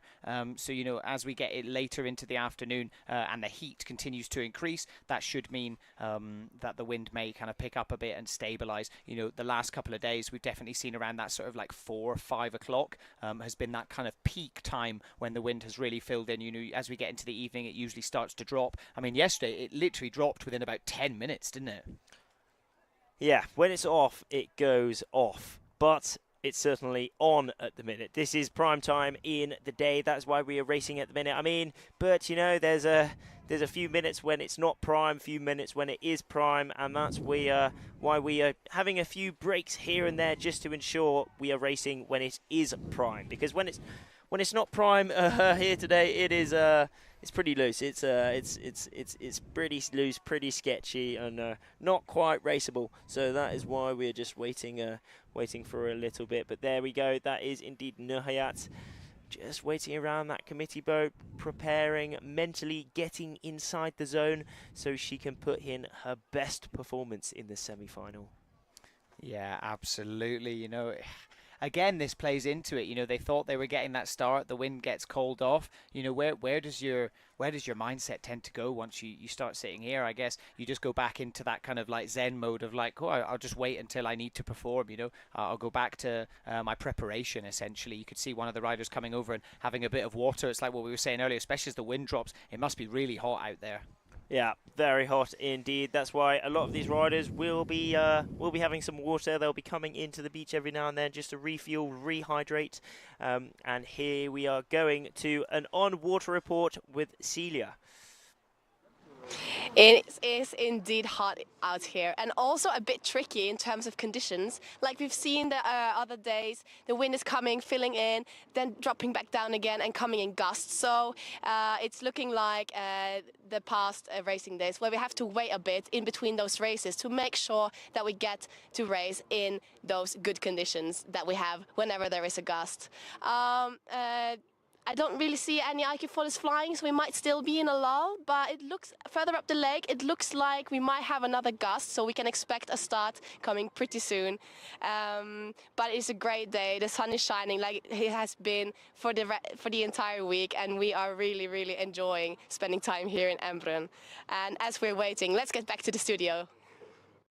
Thank you so much, Celia, giving us a live update from the course. She's lucky enough to be on the course throughout. She's probably loving life, getting out media. She's working a lot with the media stuff, getting this competition out to the world, and she can witness the action live on the water along with all the other spectators and the race committee here. Yeah, absolutely. Yeah, big up to Celia out on the water, getting those initial reactions from the athletes as they finish the races. It's always good to get their thoughts. Obviously, they're usually pretty exhausted, but it's great to get their emotions and how they're feeling. And I think it really gives a great sense of the kind of the human behind the sail. It could be so easy to look at it, when especially when all the athletes are out there and you just see a load of sails and you're kind of wondering who these people are. But let's take a little look at some of the statistics for who we've got coming up in this race. So first of all, Nela Sadokova, she's put in a great performance throughout this whole event, currently sitting in second place. So as you can see, highest event finish, third. So she's right up there with the best she's ever done, 18 years of age. So this is her last year or so in this class. 5 events, average event finish 6th. And then she's got a fair amount of experience in the medal races as well. So, going into today, she's probably not going to be, hopefully, feeling too much of the pressure and can just focus on performing the same way that she has throughout the last few days. Yeah, that highest event finish was in the 2022 Youth and Junior World Championships. So hopefully she will be on the podium again at this European Championships. As we're going to Darcy Shaw, another big contender within this semi-final. 17 years of age, highest event finish was the 4th place. I think that was in Garda at some point. She comes out of Poole Harbour in the UK, training a lot with the British team there. She's also been doing a lot with Emma Wilson, the current British Olympian this year, as we're going over to Daniela Ziv. Yeah, absolutely. 17 years old. Been in the medal races before. Highest event finish, a 3rd place. So again, not necessarily too much of a stranger. Only entered 3 events before. So yeah, that 3rd place, and been in the medal races. So definitely an athlete to watch. Only 17 years old as well. So still got a couple of years left in this class. And then finally, going through, we have Nurhayat Guven. So 16 years old. And looking like this is her first event as well. So to find herself up in the medal series for her first event, that's a really, really impressive performance. And it's going to be really interesting to see how she performs in the semi-final. But yeah, we are currently just waiting until we get these suitable conditions. There's another media boat. There is Joao on the boat, cruising out, getting a bit of toes dipping in the water. He's been getting some absolutely amazing pictures throughout the week, along with all the other organisers, all the other staff working at this competition to put on this amazing championships. And what a week it has been so far. Yeah, absolutely. Just sadly that wind kind of dropping off a little bit. It looked so promising earlier, and we managed to get a few races in. But three races down in some great conditions. But then especially dropping off for that men's semi-final. Pretty frustrating there towards the end for a couple of the riders. But we can run it in really light winds, but equally it's really important to be contestable, and they want to make sure that all of the athletes can be up and foiling at all times. We saw it in the earlier race. Only one of the riders actually managed to cross that start line up and foiling, so it's just not fair. But we had some great racing yesterday. Let's take a little look at some of the highlights while we wait for the wind to come back. Day number 7 of the European Championships is here, and you know what that means? The pressure is on. Since this is the last day of the final series, everyone will be trying their absolute best to make it inside that top 10 for those medal races tomorrow. A similar wind strength has been forecasted at the skippers meeting, so it is very likely that we will be going for slalom racing again. There will be big action out on the course, so make sure you tune into that.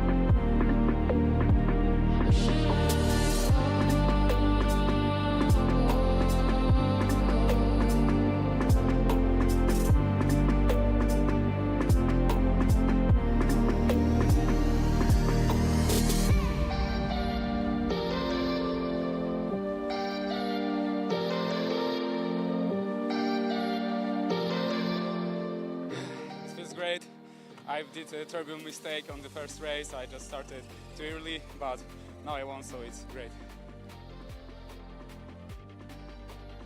Some standout performances here on day 7 was Omri Adiran from Israel.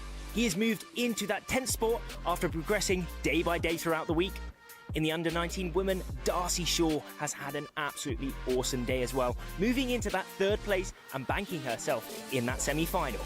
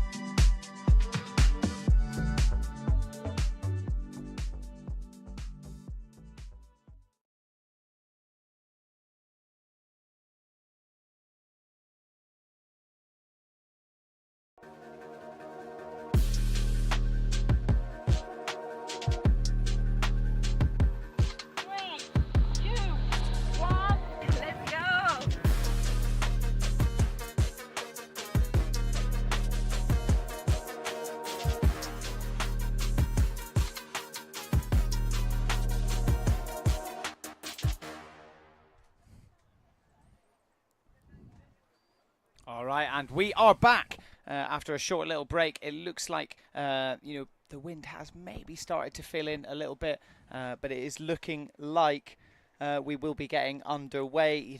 The first 3 races, it looked like we had great conditions, but then it's kind of dropped off when we tried to start that semi-final, didn't it? It certainly has, as we're seeing here. The races inside of this under-19 women's semi-final on the course at the minute, preparing for their start. But yeah, as you said, the races that we've already had today, they were great, although they were quite light. I mean, we did see in that under-19 men's semi-final 2 of the riders dropping off the foil, but 2 of the riders foiling all the way to the finish. It's tricky out here. These riders really need to ensure they have the best positioning, they stay in the gusts, and they race the best they possibly can. Yeah, absolutely. 1 minute 25 seconds left to go until the start of this next race. It's still looking like that wind is a bit light. You can see up there, so at the top end, that boat there, that is the top of the start line. This red mark a bit further down is the pin end. Pin for the win. It's definitely been a bit of a theme, especially yesterday. And I think, Rafty, it's definitely something that's come into account today as well. You know, we've certainly seen as they kind of make their way down, it does look like there's a slight little bit of a bias towards that pin end. And it's almost like a little bit further over, and it means they can get a bit more time to get up onto that foil as they make their way down there.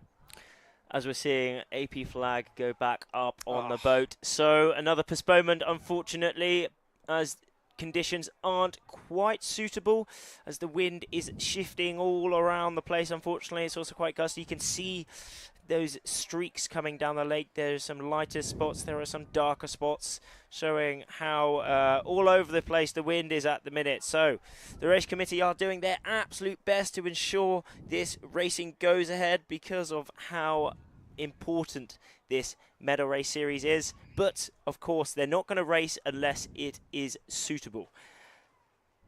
Yeah, absolutely. You've got to make sure that it's contestable. Race crew absolutely loving it, putting on a bit of a show there for one of the drones, I think. Yeah, there we as are. you can see, it's good vibes out there on the committee boat. They don't mind too much. They're enjoying it. But yeah, as it says there, the wind looks like it's shifting a little bit. We've seen this the last couple of days, haven't we? You know, it's kind of swung almost a little bit more westerly, kind of coming from that far side of the lake, and that seems to make it a bit more gusty. It certainly does indeed. The wind's coming from all places around the mountain. I mean, the normal wind here is a thermal wind. What does that mean? It means it is caused by the difference in temperature from the land to the water. So that means that around midday, when the land heats up the most, that's where that thermal starts to come in. It's due to the reasons of the hot air on the land rises, but then the air over the water stays cool. So that kind of low pressure drives the wind down the lake, and that's how we can have this amazing, lovely kind of, I mean, it's quite light at the minute, but still getting this lovely wind when it's so sunny here in the Alps in Embrun. Yeah, absolutely. You know, we are getting that thermal wind through, but it is not playing ball with us. If anyone out there could put some money in the meter, it would be very much appreciated. Because, yeah, prior to the wind kind of dropping off, we were having some great action out here. But, yeah, it just looks like it is on the kind of, it's right on the edge. You know, realistically, for us to be able to run the slalom, we need like generally sort of 7 to 9 knots, you know, ideally 8 to 10, but you know, we've seen, especially over the last couple of days, you know, like Tuesday especially was so light. I think it was like 6 knots sometimes, and they were seeing, you know, full power racing up on the foil. So it's incredible what these guys are and girls are able to do on the foils and on this equipment in the light winds. But of course, ideally we want stronger winds, don't we? Yeah, I mean, some people want stronger winds, some people want lighter winds. I mean, we're certainly on the light end of the stick at the minute. I mean, and we're actually off the stick because it's too light at the minute. But that's one thing about all these races as well. Some specialise in stronger winds. They prefer that. Maybe they're faster.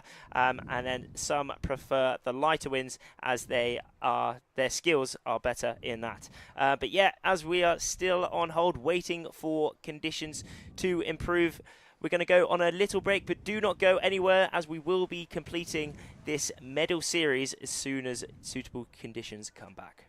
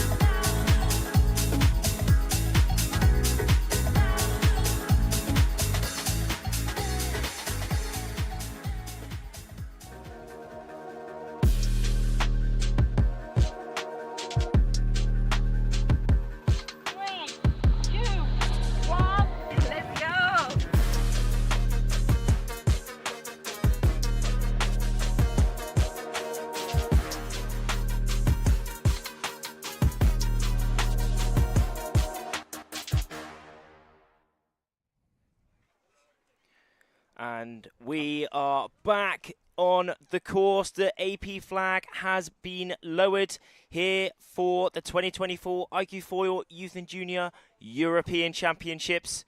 We are now coming up to the last 2 minutes before the under-19 women's semi-final. Absolutely, yeah. 2 minutes to go. The wind hasn't necessarily been playing ball with us too much. We had a great first 3 races, but unfortunately, as that wind kind of started to drop, the AP flag went up as the conditions weren't strong enough for us to be able to do fair competition. We wanted to make sure that the wind was in so that every rider can get up on that foil. So the AP flag's been up. We've been on a little bit of a break before we go into that women's semi-final. But taking a look at that view, and looking back out behind us, it does look like the wind has filled in a little bit. It is something that we were talking about a lot yesterday, especially over the last couple of days. We did have some of those sort of gustier conditions, and it does sort of come in streaks. Streaks is the word I keep using today. Talking to the British coaches earlier, that was what they were saying about Darcy Shaw, kind of using those streaks of wind to help get her across that course as quickly as possible. Precisely. So as we look into who will be racing in this semi-final, you just touched on there, Darcy Shaw. She has come in to this final day in that 3rd place position, meaning that she has not raced today along with Nella. They haven't raced today yet. They have been gone straight into the semi-final. However, Danielle and Nuhayat have already completed their quarter-final. There they did get those top 2 spots, allowing them to progress to this race. Who will progress from this to that grand final? We will be seeing very, very soon. Absolutely, and we can see from this wide angle as we get into 25 seconds left to go until the start of this. The riders on the middle of your screen, they're starting to jibe round and they're going to be making their way towards that start line. We've had a few general recalls today as all the riders have been really pushing it, sending it, trying to get over the line with maximum speed. But equally, I think that's meant that they've taken that into account, the riders, and gone, right, let's make sure we're being a little bit more timid with it. We don't want to go over that line too early. And I think that's what we're seeing here as they start to put the gas on and make their way over that start line. Top 2 riders definitely having a better start compared to the rest. Down that bottom end, Nella Sadilkova rocking that blue bib. Just to upwind of her, that is indeed Danielle.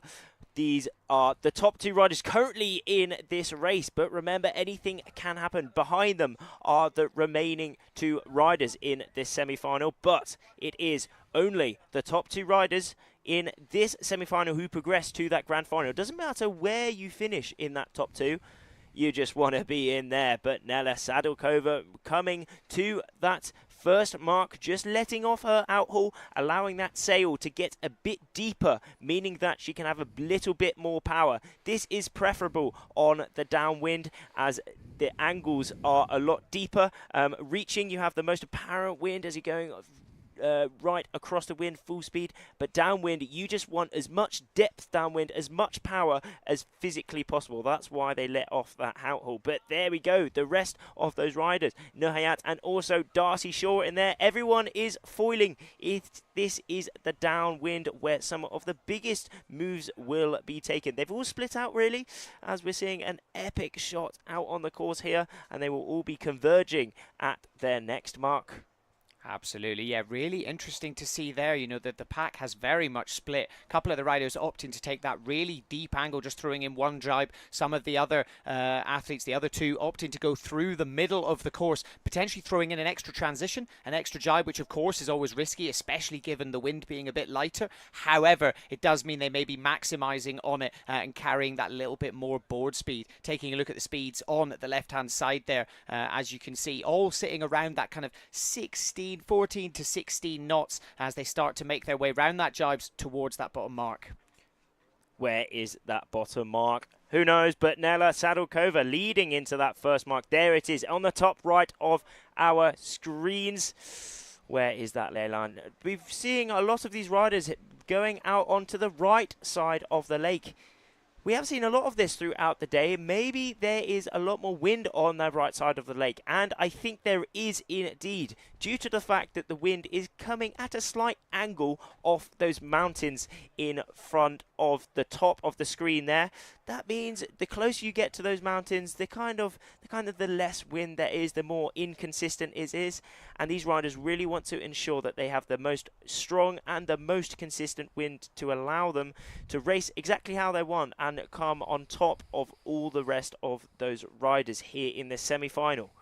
Absolutely. It looks like, I think that was Nela Sadokova coming down through the middle there, opting to take a completely different line from the rest of the pack. And that late jibe definitely paid off for her as she was first around that bottom mark, making her way down to that final jibe mark towards the finish. And it looks like she's got a fair bit of distance, striking distance here between Nela Sadokova and Danielle Israel 369. You can see their speeds there. Nela just got that extra knot of speed, squeezing everything she can out of it. Both athletes opting for that unique kind of stance position there, holding on to that uphole. Rafferty, can you give us a quick bit of insight into why they're doing that? We're seeing Nela expertly do that. She just let off there as she goes to that jibe. But yes, that leading out off the uphole allows their body to go further outside of the board, to drive more through the board and get more speed out of that foil. It also allows the mast to stay more upright, allowing more wind to catch into the sail as it's as vertical as possible.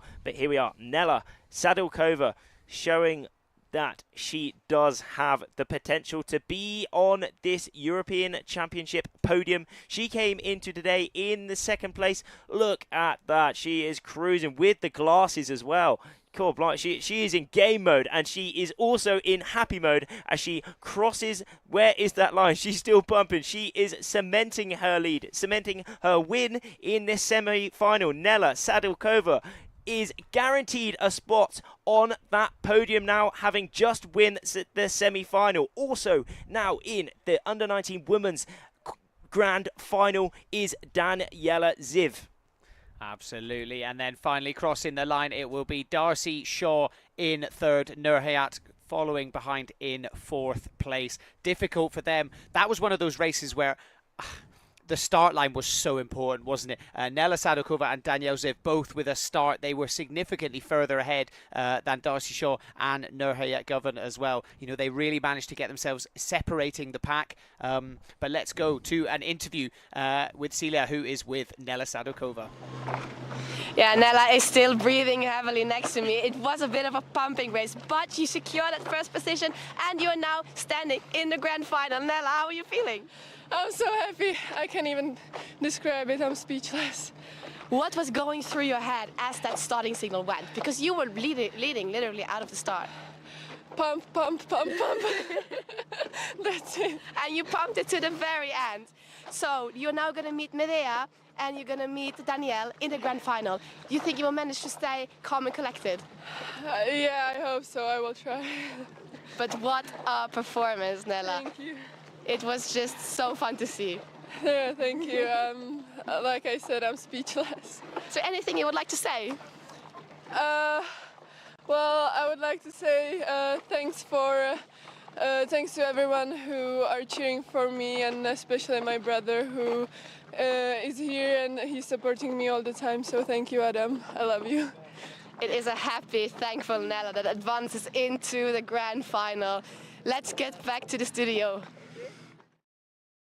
Amazing to see the emotions there as reality starts to set in for Nela Sadokova. As you said earlier, Rafti, no matter what happens, she has guaranteed herself on a position on that podium. But where that position will all be determined in the upcoming final race. As we go back to that recap of this semi-final for the under-19 women, it was Danielle and Nela having the best starts, and they managed to really execute the rest of this race, really make the most of that good start from both of these riders.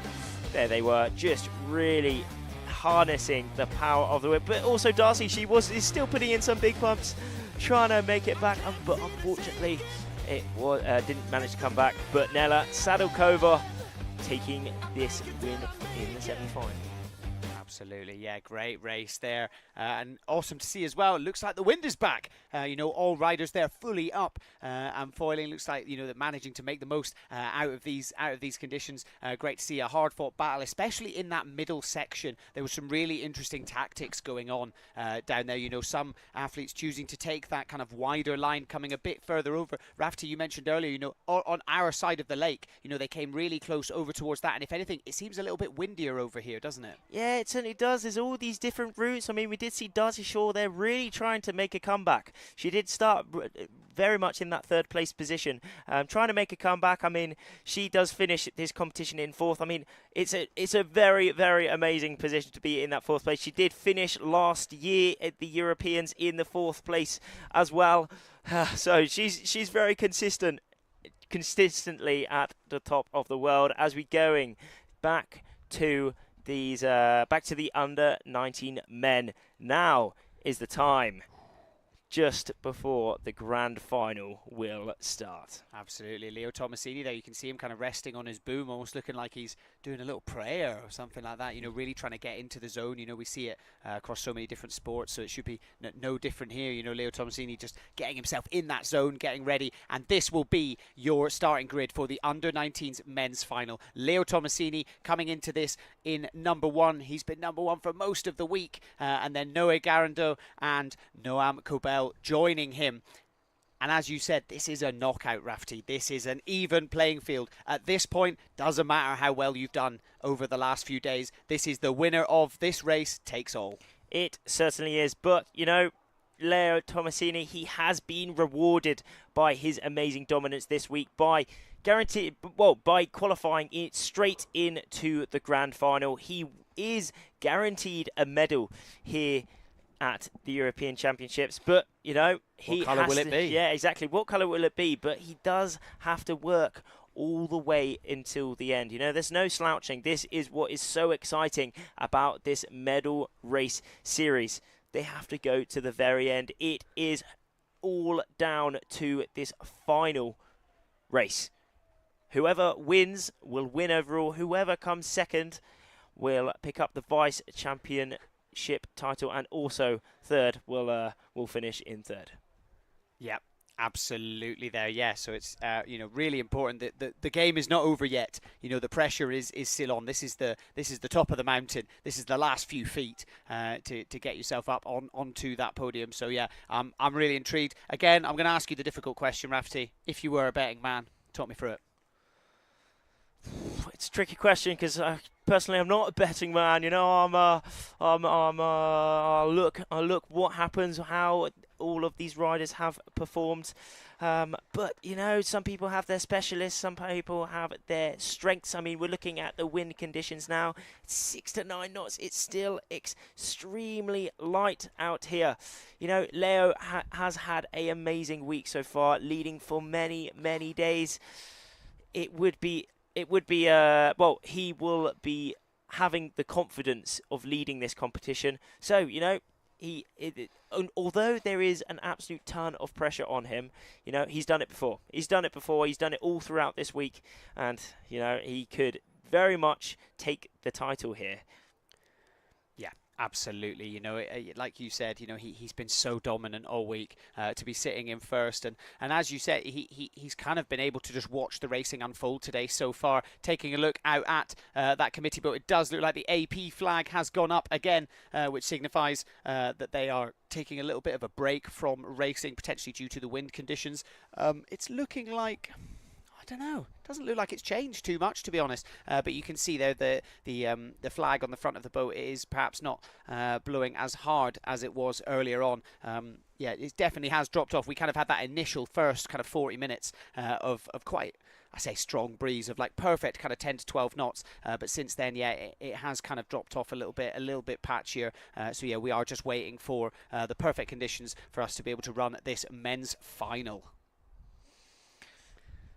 Hopefully we get the conditions up very, very soon. I mean, we're seeing both boats up there. There is Gonzalo Costa, the class manager on the boat there. He's just ensuring the racing is all done very correctly. Hopefully he will be seeing some more gusts of wind come down the lake. but it's not looking most optimal at the minute. There's no win there. That's looking at that. That looks so light, doesn't it? Yeah, it's it is pretty light. We're seeing Medea Falcioni, current under-19 leader for the women. She's not foiling. Only 13 years of age as well. I mean, such an impressive performance at such a young age. You know, talk us through it a little bit, Rafferty. Just quickly, like where does she go? You know, being that young and already kind of being in the under-19s. You know, given that she's had such a great performance, is it the case that she'll kind of stay in that under-19s category for the next few years, or do you see herself kind of moving up into the other categories? Yeah, it's an interesting one. Again, it can go both ways, you know, but she can stay. I mean, if she wins this, she'll be extremely happy. She'll be really wanting to, well, it's such a nice thing to win. I mean, here she is currently leading the under-19s. She's finished on the podium at her last 6 iQFoil events, so it's a normal thing for her. Yeah, it's not a one-off. Exactly. But, you know, this young, maybe after this she will be moving up to the senior. We saw that with one of the riders a couple years ago, Charlie Dixon. He actually won every single competition he did in the youth scene during that year, and he moved straight up to the senior, because, you know, once you win it all, you can only go down. You know, you can only go down. Wow, kind of quit while you're winning, but not quit. You know, just move up and see how you go with the seniors. But yeah, let's go on a little standby, and hopefully we'll get some better conditions coming through soon.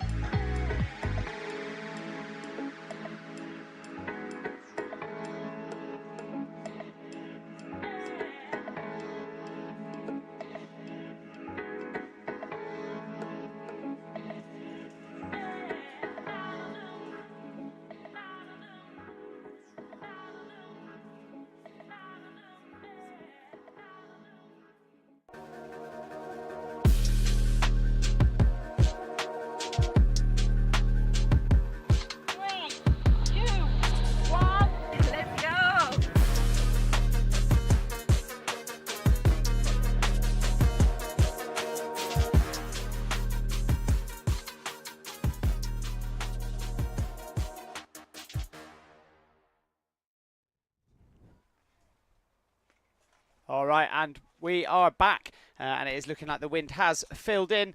I believe we are getting ready to get on with some more racing. If you're just joining us, welcome to the medal race day here at the iQFoil Youth and Junior European Championships here in beautiful sunny Embrun in France. And what a beautiful location this certainly is. We are here on day number 8. It's quite a long competition here, but it's just been absolutely splendid every day. There was one day in the middle of it, which was rather rainy indeed, but the rest has just been, just look at it. It is just an absolute stunner of a location. We got the beautiful water out here, got some lovely wind, got the beautiful mountains filled with these luscious green trees. And what a place, what a scenic location to complete the medal race series here on the final day for this European Championships. Absolutely, yeah. So as you just saw there, a couple of minutes left to go until the start. And this is your starting grid for the Under-19s men's final. Leo Tomasini has been sitting in first for most of the week, and he will be going into this with a bit of momentum behind him. He's going to be wanting to try and hold on to that first place. Already guaranteed a medal, all of these guys are, but it just depends on what colour that medal will be. Noé Garandot and Noam Kobel having a great day today so far, both finding themselves up into this final with Leo Tomasini. Some big names here in this grand final. Actually, Leonardo, yes, he has been leading all this week, and he is also our... Yeah. Absolutely, yeah. Leo's been, leading all week, putting in such an impressive performance, and he's definitely going to be looking to replicate that as we go into this start. And on screen, you can see they are starting to make their way over to that far side. They will then be jibing round as they make their way towards that start line. You can see the start line just downwind of them, that white boat. That is the top end of the start line. So they're going to head out away from it, jibe, and then they are going to be coming across it. They don't want to be going over early. We've had a few general recalls today already, haven't we? Yeah, we certainly have had a fair few of these riders just jumping the gun a little bit too early, meaning that they are binned out of this start. Hopefully this doesn't happen here, because this is the podium race. Whoever wins this race will be taking home that 2024 European title. So there is a lot of pressure, so much riding on this race. Noé Garandot down that bottom end. Leonardo just coming to join Noam and Noé in there. Leonardo did come in to today leading the competition. That is why he is wearing that yellow bib. Noé just downwind. He's wearing that red bib as they accelerate towards that start. Noé deciding to go right at the bottom, but it is Leonardo Tomasini looking like he has certainly got the best start so far. Already 5 or 6 board lengths towards the rest of the riders. Noam really pushing down the speed, giving Noé a little bit of dirty win, allowing him to take the second place currently on this first reach of the grand final. Absolutely, yeah. Leo Tomasini, it's just a point of difference. I think we were talking about it yesterday as well. He always just seems to be going kind of that 1, maybe even 2 knots faster than everyone else. I'd love to know what it is he's doing, because yeah, he's definitely got a little bit of extra juice in that foil, as we see him throwing in that first jibe, going around the mark. Looks like all the other guys doing the same thing. Let's wait and see what kind of angles they take as they make their way down to that rounding mark. And there we are on that downwind, where we can see some different routes being taken, some different lines, some different angles downwind, almost in a line at the minute. Some synchronized pumping going on there. But it is Noé taking maybe a little bit further downwind compared to Noam. Oh, but he's lost the speed there. Lost the speed and dropping back just a little bit further. 22 knots of speed downwind there from Leonardo to Tomasini. He is showing why he is the current world champion. Will he be able to add this European Championship title to his name? It's looking good so far.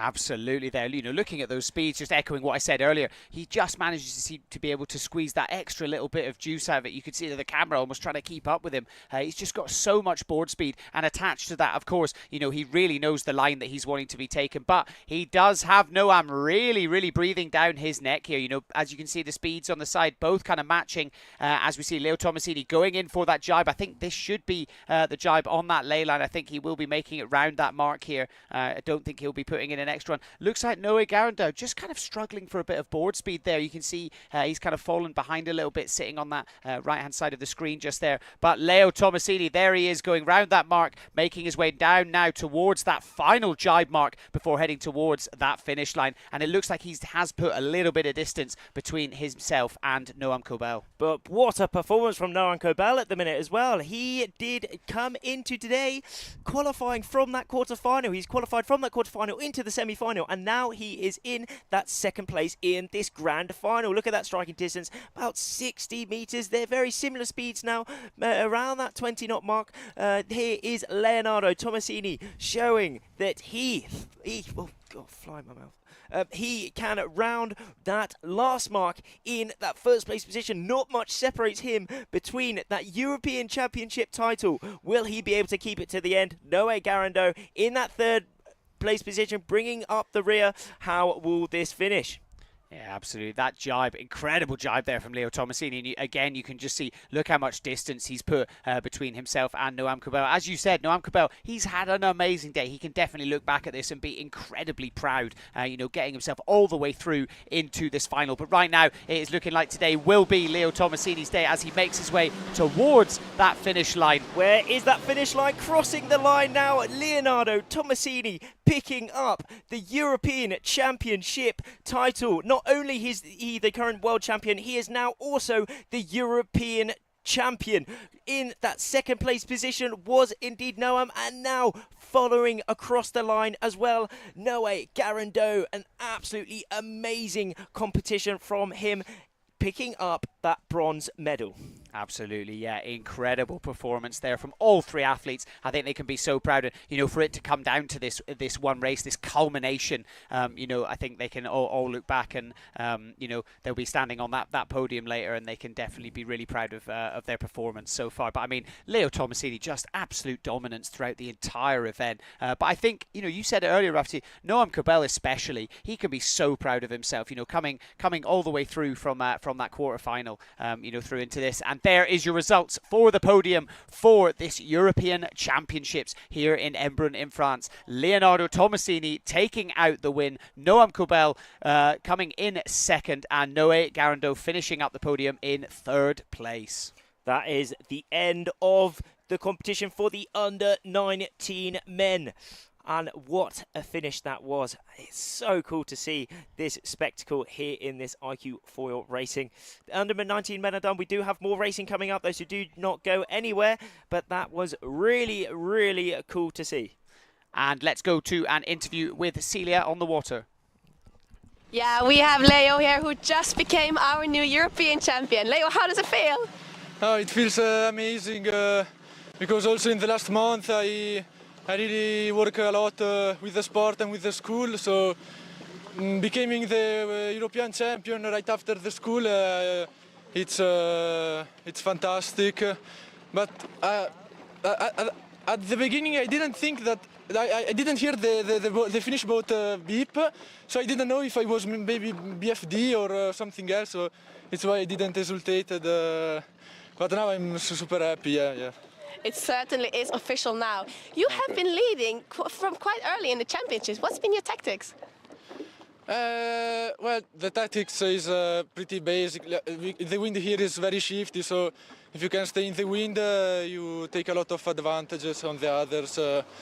But also all the work having done on the material has paid off, and also on the physics. And what's the first thing you're going to do now? Now I'm going to work a lot in view of the World Championship in Silvaplana. So this is only a step, not the finish line. Straight on to the next event, eh? Yeah. Like a professional. Is there anything you would like to say? I want to thank firstly my coach for all the work we have done, also the federation, and also my family. Yeah, what a performance we've seen from you this week. I think I speak on everyone's behalf when I say congratulations so much. Go and enjoy it. Yeah, thank you. Let's go back and see how the women are doing in their grand final coming up.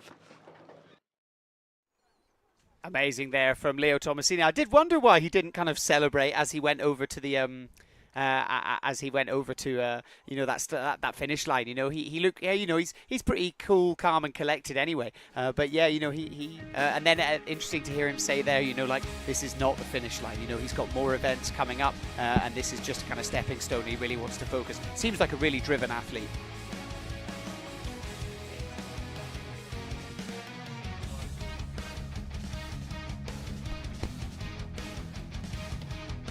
So a bit of a recap here of the race. You can see Leo Tomasini there just putting in such a dominant performance, and yeah, as I said, just focusing on that next event already. He's taken the win. He's not necessarily thinking too much just about that win. He's just looking at getting himself through into the next one. Let's take a little look at the overall men's rankings there, the final results for this under-19s fleet. So there we are, Leonardo, as we saw, taking the win in that second place. He can be extremely happy. Noam Kobel qualifying from the quarters through to semis and picking up that Vice European Championship title. Absolutely. Noah Garando in third place. Igor Lewinsky didn't have the best day today, but still, fourth place is just such an incredible result. Rory Meehan in fifth place as well. Had a bit of a difficult one. Looks like he kind of fell in on his final race of today. But again, finishing out that top five. Skip Brule also managing to climb up a few places, especially from yesterday. And then, of course, Makani Andrews as well, having a really crushing, really devastating crash on the first jibe mark for that race, and sadly it just meant he just couldn't quite recover from that, but still put in an amazing performance over the week and could definitely leave this event feeling extremely proud of his performance. There we are now getting ready for the under-19 women's grand final, coming up to the 2-minute mark. This is going to be extremely exciting yet again. This is the podium race where all of this week has come down to this moment. Whoever wins this race will be taking away that European Championship title in this race. We do have our current competition leader, Medea Falcioni. She has been wearing that yellow bib for a lot of this week. Joining her in this grand final, we have seen Nela Sadokova and also Daniela Ziv, who qualified from those semi-finals. Absolutely, yeah. This is going to be a really, really interesting race. Nela Sadokova, especially, we had a great interview with her after her last race. And she seemed very emotional. And just kind of, just so stoked with the results she managed to get. So hopefully she'll be kind of carrying, that emotion and that motivation going through into this final. But of course, Medea Falcioni, again, similar to the under-19s men's side, with Leo Tomasini being so dominant, the same can be said for Medea Falcioni as well. She's been so dominant with this, and I think at one point during the week, even towards the end of the week, she literally had a first place was her discard. Such an incredible performance. So definitely going to be a pretty big battle going on. And then, of course, Danielle Ziv as well. She said something great in her interview earlier. Basically, the focus for her is like, I just want to go fast. I'm going fast. That's ultimately what we're all about here. And if she can really carry that board speed, we're definitely going to be seeing her really battling for that podium as we come into 25 seconds until the start of this race. Now we are coming in to the last few seconds. All these riders will be getting closer to that start line. Only 10 seconds to go now, where Medea, Nela, and also the rest of those riders in this race. And Daniela, Medea down that bottom end though. Oh, having the best start there by quite some way there. Going off the pin, coming off with a lot of speed. Nella was just upwind of her. How will she start? And also Daniela Ziv were just in that third place at the minute. We will see very soon how those other two riders will be coming across, but it is indeed Medea Falcioni currently leading this race, putting in those pumps, making her speed faster and faster towards this first mark. Yeah, incredible start there from Medea Falcioni. Just managed to time it absolutely perfectly. Pin for the win, like you've been saying throughout the last couple of days as well. You know, really managing to get herself across that first mark, going down, bearing away. It looks like just behind we've got Daniela Ziv. And then it looks like Nela Sadokova is struggling for power a little bit. You can see her still up by the start line, not quite managing to get up onto the foil. Looks like the wind may have dropped off a little bit. But Medea Falcioni doesn't seem to be a problem for her. She is still up, just got around her first jibe as she makes her way down at the middle of the course. So hard to see Nella in the back there, but you know, these top two riders here have shown how to stay up on that foil, how to race the best, how to have the best speed throughout this grand final. Medea Falcioni currently leading this race, 15 knots of speed downwind in, you know, it's less than 10 knots out there. It is extremely light out here, but Medea Falcioni just flying on this downwind, quite high up on the foil, reducing her overall drag through the water. Daniela Ziv back to her in that second place position, putting in some really big pumps, trying to hold that speed, hold that power as she goes for her jibe. How's the jibe? A really great jibe and pumping straight out of it to ensure she stays foiling throughout. Yeah, absolutely. Really great job there from Danielle Ziv, making her way down. But Medea Falcioni just looks like she's got a real advantage there. She seems to have made her way much further down the course, taking in, you know, those kind of tactics, looking like jibing a little bit later than Danielle Ziv as they make their way down to that rounding mark. Yeah, still, you know, looking at the speeds there, it looks like Nela Sadokova just still isn't up on that foil. You know, it says only traveling at around sort of 3 to 4 knots. So obviously it's that concept, what we were talking about the last few days, Rafferty, of, you know, using that gust and essentially riding that gust down the slalom course. And sadly, potentially Nela kind of maybe caught the end of that gust, but hasn't been able to capitalize on it and stay with the rest of the fleet. It is extremely light out here. Look at the pumps, but Medea is an absolute machine. She is working to the absolute max. You know, this is her first race of the day, and it will also be the last race of the day. So she is going absolute max. There's nothing to hold back on now. Same for Daniela Ziv here. She's pumping, going in for that jibe, making her way down the middle of the course. She's already put in 3 to 4 jibes already, just consistently staying in the middle, ensuring that she stays in the pressure, in the strong wind, as we go straight back to Medea Falcioni on her penultimate reach towards the finish. Absolutely, yeah, heading off towards that mark. You can see in the distance she will throw one more jibe in round that mark and then make her way towards that finish line. And just looking at the water there, you can truly see how light the wind is, but still managing to pick up so much speed. The distance you can see on the left-hand side, it looks like Medea Falcioni has managed to put a lot of distance between herself and Danielle Ziv. Israel 369, who is sitting a little bit further back on the course, potentially has come down off the foil. So this is very much Medea Falcioni's race. Let's see what the jibe's like. How is it? It is indeed safe. Perfect. Medea Falcioni is now on her last reach towards the finish. As we go straight back to Daniela Ziv, really hanging off that equipment, ensuring that she can keep the power in the sail.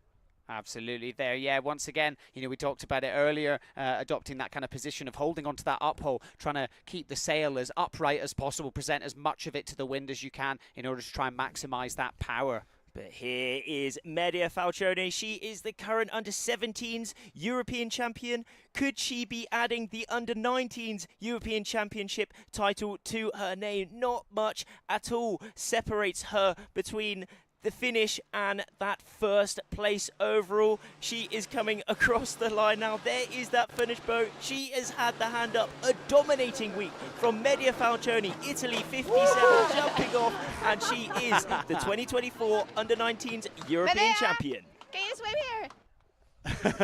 Amazing result there, and what a way to finish as well, just abandoning the kit. Don't think she quite realised there was a boat just downwind of her, but incredible performance there from Medea Falcioni, and a well-deserved win after such an amazing week of racing.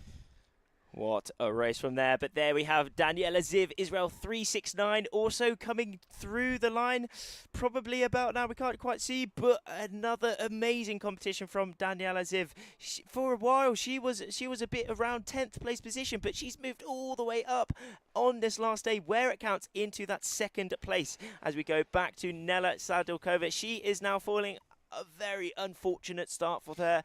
She just wasn't right in the correct position at that starting line, and she really got punished for it by not being up on that foil. But now she's up on that foil, she can take this race as a fun, good race. She has nothing to lose here, but she can just enjoy this grand final.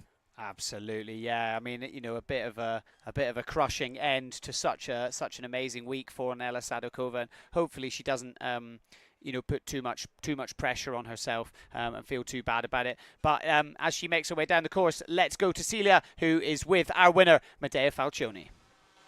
Medea, watch from celebrating. You just gained that European champion title. How are you feeling?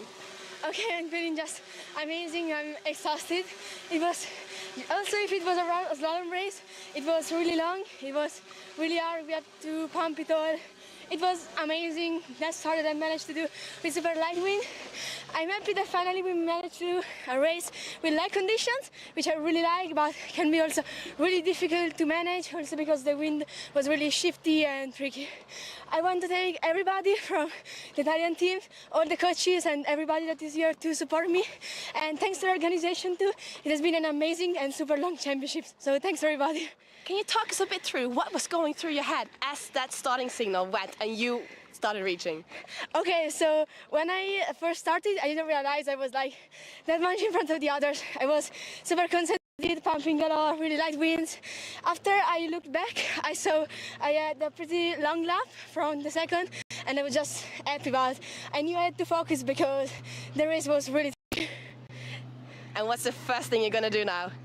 Okay, so the first thing I'm gonna do now is gonna go to the shore, and then I think I'm not going over for like 10 days. I need to rest. The longest championship of my life, so I really need that. Congratulations so much to you, Medea. Well deserved, leading already from day one, and you're only 13. How does it feel to take that title in the under-19 class? Okay, so it's amazing.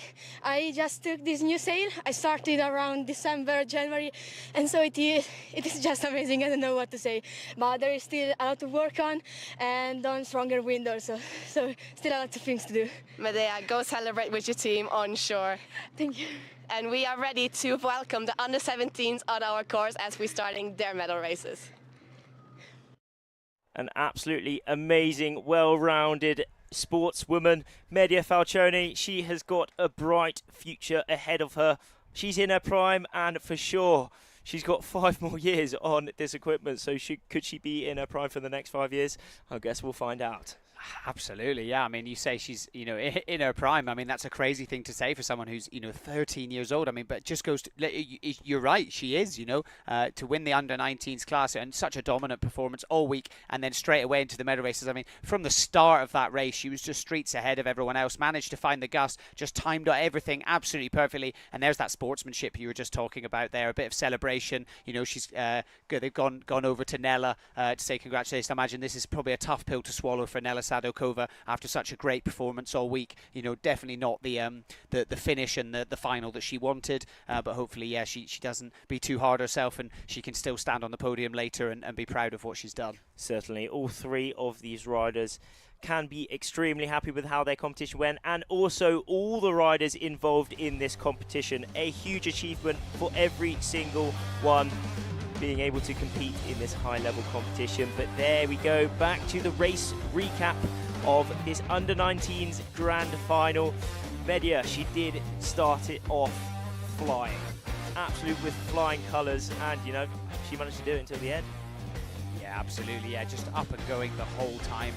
Same can be said for Danielle Ziv, you know, just sitting a little bit further behind, just couldn't quite match that board speed. And then, yeah, as you can see, Nela Sadokova, you saw it in a couple of shots earlier on, just still at that start line, just couldn't quite find the gust to get up and foiling. You know, managed to get round eventually, but, you know, that is part of it, you know. This is windsurfing. We are at the mercy of Mother Nature to a certain extent, aren't we? Certainly so, but Medya just showing expertly how to win this European Championships. And look at that. Oh, she jumped off. That looked very sketch. Very sketch indeed. Yeah. But, you know, that just imagine the pressure release. You know, you've been leading all week and it all comes down to that race. Can you perform in that race? That's where it really matters. And she shown that she can do that indeed. Absolutely, yeah, really, really impressive performance. And this is the final rankings for the under-19s women's fleet after this event. So Medea Falcioni taking the win after a huge run of dominance all week. Danielle Ziv sitting in second place. Nela Sadokova finishing off the podium in third. Darcy Shaw with a fourth place, so definitely something to be really proud of after a great day yesterday, bringing her up into that semi-final. Sadly, couldn't quite manage to find the form today again with the gusty conditions.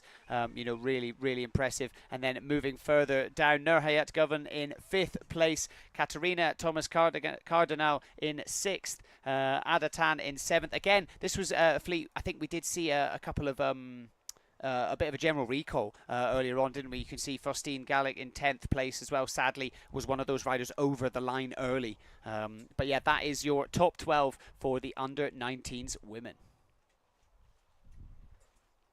So, now the under-19s finished. We've crowned our champions. We've done the races. Now it is all about the under-17s. As you can see on the screen there, they are preparing their equipment and they will be heading out onto the course. Rafferty, break it down for us. What can we expect? Well, we can expect what we've just seen, actually. Exactly.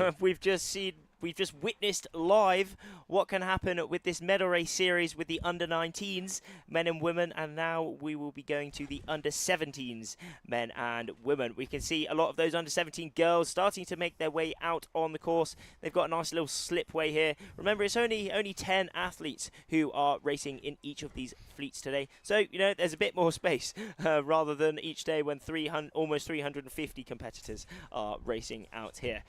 But there we are, some of the riders. I mean, can't quite make out who that is, unfortunately, because you know all covered up in the glasses and the helmets. But yeah, they're all starting to make their way out on the course. They will have sure been analysing the race prior, just to ensure that they can race their best. They can go the correct ways on the course, and hopefully make the correct decisions, allowing them to come out on top. Yeah, absolutely. So yeah, you can see, I think that is the under-17 women's currently making their way out. So I believe, we'll just wait for confirmation, but I think we will be starting off the same as with the under-19s. We'll be starting off with the under-17s men's quarterfinal first, before moving across to the women's quarterfinal, men's semi-final, women's semi-final, men's final, women's final.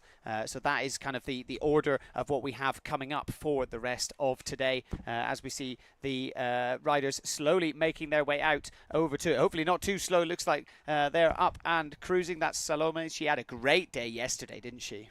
She certainly did, putting in some big results in there and allowing her to come into today in that third place position. What does that mean? She gets a free ticket. Well, actually, it's certainly not free because she had to work mega hard for it, but she has a ticket already straight in that semi-final. So only 2 races separate Salome between that European Championship title. But that is one of the amazing things about this medal race series. You know, anyone inside this top 10 does have a shot at getting that European Championship title. I mean, it's not easy. If you're in 10th, it's not easy at all. You've got to work for it. You've got to win you've got to win the quarterfinals, win the semis, and then in that grand final, you have to win it again. So, but, you know, it's possible. Anything is possible.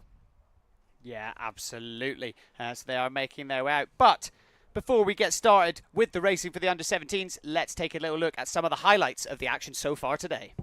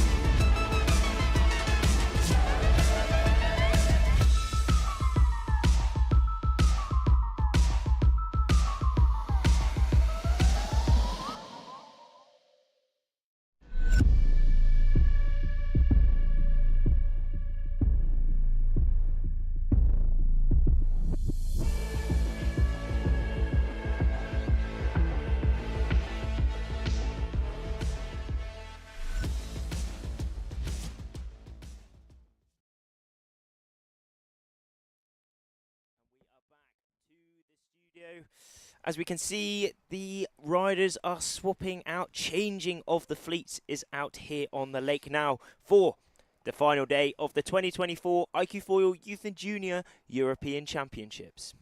Absolutely, yeah. So as you can see in the bottom left-hand corner of the screen, we are changing fleets. So we have the under-17s finals coming up very, very soon. It's looking like the wind is holding. It's definitely dropped off a bit from when we first went out earlier today, but definitely perfect conditions for us to be running the slalom format. So first up, we will be doing the men's quarter-final. You can see them out there slowly kind of getting themselves ready to go. That is the race committee on that boat there forming the top of the start line. And then the red buoy, the bottom right-hand corner of the screen, you can see is the pin end as well. And this is our starting grid for this men's quarter final here. So yeah, some big names in here. First name for me to note, Omri Aduran, Israel 610, coming in yesterday, managed to get himself up into the medal series. So he's currently sitting in 10th place. So again, it's that concept of he's kind of got nothing to lose and everything to gain. Going into this, you know, if he can have a good race here, you know, he could find himself catapulted straight up into that semi-finals and drastically improve his result, his standings for the end of this event. As we see some of the athletes up here, they've chosen to, go and That's take a bit of a trip. and Look at jump that. off there.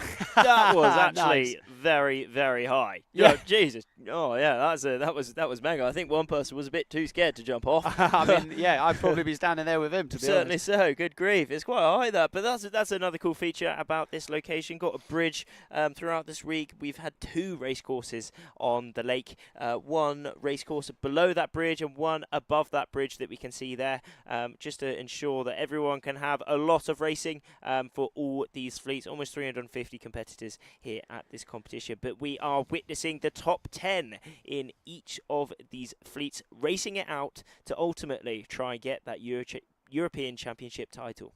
Absolutely, and you can see there, bottom left of your screen, the AP flag has gone up. We are waiting for wind. So yeah, it just looks like it's not quite enough for us to be running. As you can see, a couple of people up and foiling, but yeah, the race committee have decided we are going to be waiting a little bit for the wind to fill in so that we can run these finals. So yeah, A lot of these... just doesn't quite look like there's enough at the moment, does it? Not quite, does it? It does look pretty light, doesn't it? Yeah. I mean, all these riders, all these under-17s riders are out on the course now, just getting ready for their racing. But as we are under AP, we're going to wait for a bit more suitable conditions. But do not go anywhere, as we will be seeing these amazing races very soon. But we're going to go on a little bit of a hold until that happens. See you in a bit.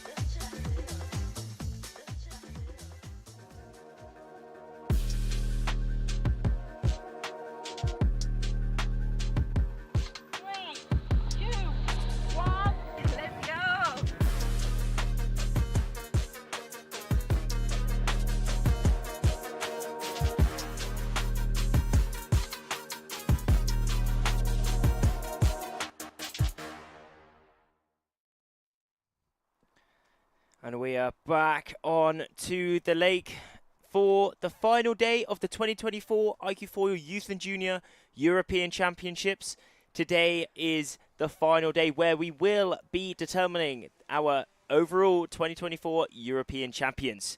We've already seen the under-19 fleets race it out. We did see Leonardo Tomasini taking the win for the under-19 men, and for the women we have seen Medea Falcioni from Italy as well, picking up the under-19 women's fleet. What a performance from the Italians. Incredible, yeah. I mean, it's one of those things I actually didn't realise it until you said it there. But yeah, both Italian. So yeah, Italian champions for both under-19s fleets, and now we are moving to the under-17s. So they are the athletes that you can see on the screen now. So that white boat there with the mast, that is the committee boat. So the race committee are on there, and they form one part of the start line. So as you can see, top left hand side of the screen, we are starting off with the under-17s men's quarter-final, and we have just over 1 minute and 15 seconds to go until the start. So they will be making their way out a bit further towards the other side, jibing round and then heading towards that start line.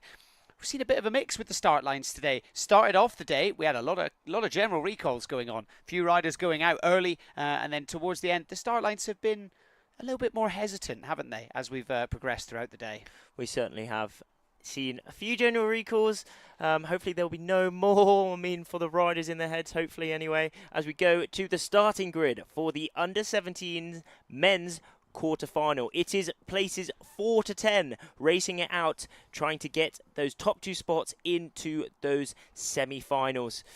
A lot of nations here. We got some Germany was in there, Italy also from Blasco. We also have Israel, Omri Adiran picking up that 10th spot. Absolutely, yeah. Omri Adiran, he's definitely one of the athletes that I'll certainly be watching quite closely as we make our way through today. Not to put any extra pressure on him, but you know, he had such a good day yesterday, and for him to go into today, you know, getting that place into this top 10, it's going to be really interesting to see how he performs. You know, being in that 10th place, it very much is that kind of nothing to lose scenario. You know, it is a complete even playing field. From position 4 to 10, it will be the top 2 that will advance through into that semi-final. And if you are looking on the screen, you are now seeing, so it was just over a minute to go until the start of that race, but the race crew have decided once again to put the AP flag up. It is looking like the wind wasn't suitable for them to be able to run that race, so yeah, kind of called it off, delayed it a little bit. But actually the irony, as they've said that, it does look like a couple of gusts are sort of starting to come down the lake, so fingers crossed we will be getting underway with the racing very soon. Hopefully soon indeed. As you said, yes, the AP flag is up on the boat, but there is one of the race committee on the hoist. Will he be bringing it down soon? Hopefully. Looks like they're getting ready to, doesn't it? Yeah, they certainly are. There are some more puffs of wind coming down the lake, which I'm seeing. It's it's still quite light, but it's definitely raceable. You know, these anyway, in these gusts, you know, in the light stuff, it's probably on the edge. Absolutely. However, and there it is. They've taken the flag down. Indeed, they have taken the flag down, meaning that we are going to get racing very soon for these under-17 men. The quarter-final coming up rather soon indeed. Absolutely, yeah. 3 minutes and 30 seconds left to go until the start of this next race. So yeah, you can see, you know, them sort of getting ready. You know, I'd say, you know, given that the AP flag has gone up now, they're kind of in that zone, and they want to just get underway, you know, and get themselves up and going. It's something we talked about a little bit earlier today, Rafferty, is that kind of headspace that they get into when they're kind of waiting for wind here. What do you think it is that sort of goes through their heads, especially with this kind of, they think they're about to go and then the wind kind of drops, so the AP flag goes up. Obviously, the athletes want it to be windy enough for them to be able to get up and onto the foils and go. But what is it that kind of goes through their heads, you think? They're all planning out their races. It starts way before the gun goes. Minutes, hours, you know, even days and weeks and years even have led up to this moment. So just adding a few minutes here and there, of course, it can add loads more pressure, especially as how close they are to these races. you know, it can add a bit more pressure. Maybe they can handle that. Hopefully they can all handle that really well. I mean, the mental game of all these riders, you know, it's not just about the physical ability, about the technique. That is a huge part of it, don't get me wrong. However, also a huge part of it, like any elite sport, is the mental game. They need to be in the zone. They need to be able to execute their races perfectly, exactly how they want to do. And if they're a bit flustered, if they're not thinking correctly, you know, everything can start to go wrong and wrong and wrong, like a bit of a domino effect.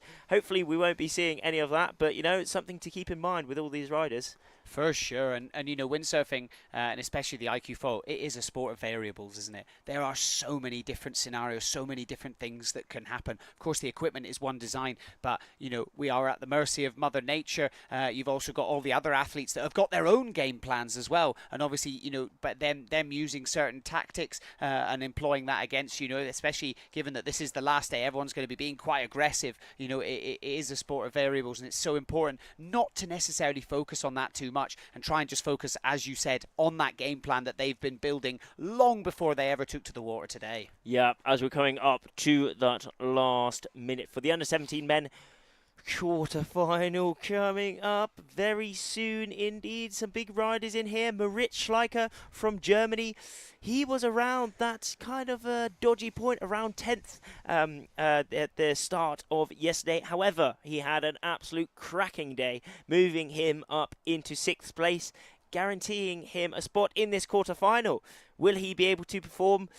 I really hope so. I really, really hope so. We can see him on our screen.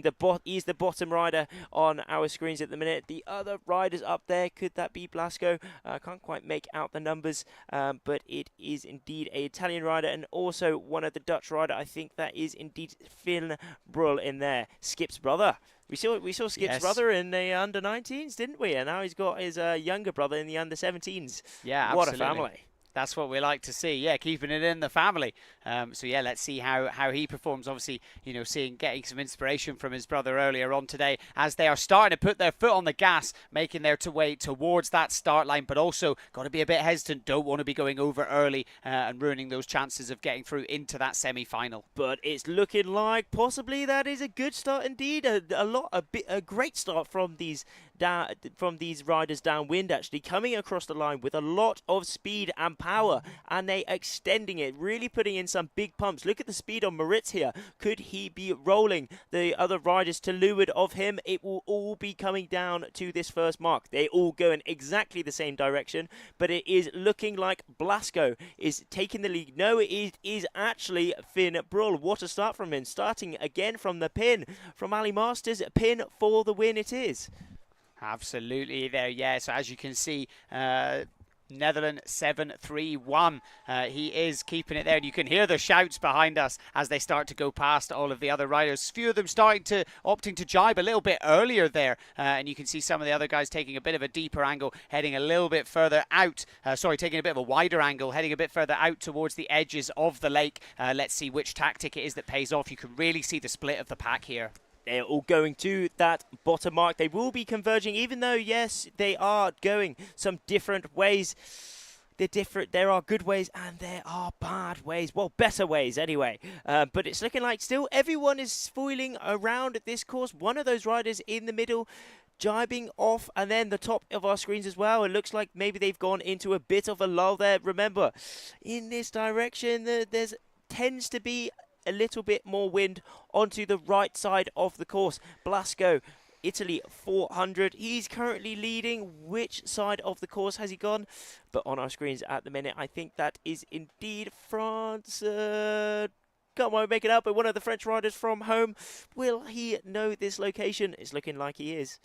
Yeah, absolutely. We're seeing them making their way down to the mark. This is what we've, over the last few races in the under-19s category, we did see, this is what really made the difference is, those tactical decisions as they make their way down. And it definitely looks like the ones who took the wider angle will be coming down to this bottom mark first. As we see the first rider coming down towards it, they will go round it there and make their way out to that final jump mark. And it is Italy 400. Blasco Aronica absolutely in that first place position, cruising towards his last mark. mark, but he is putting down the power. It is the striking distance. Look at that. A big speed difference from Blasco there, actually. 80 knots of speed.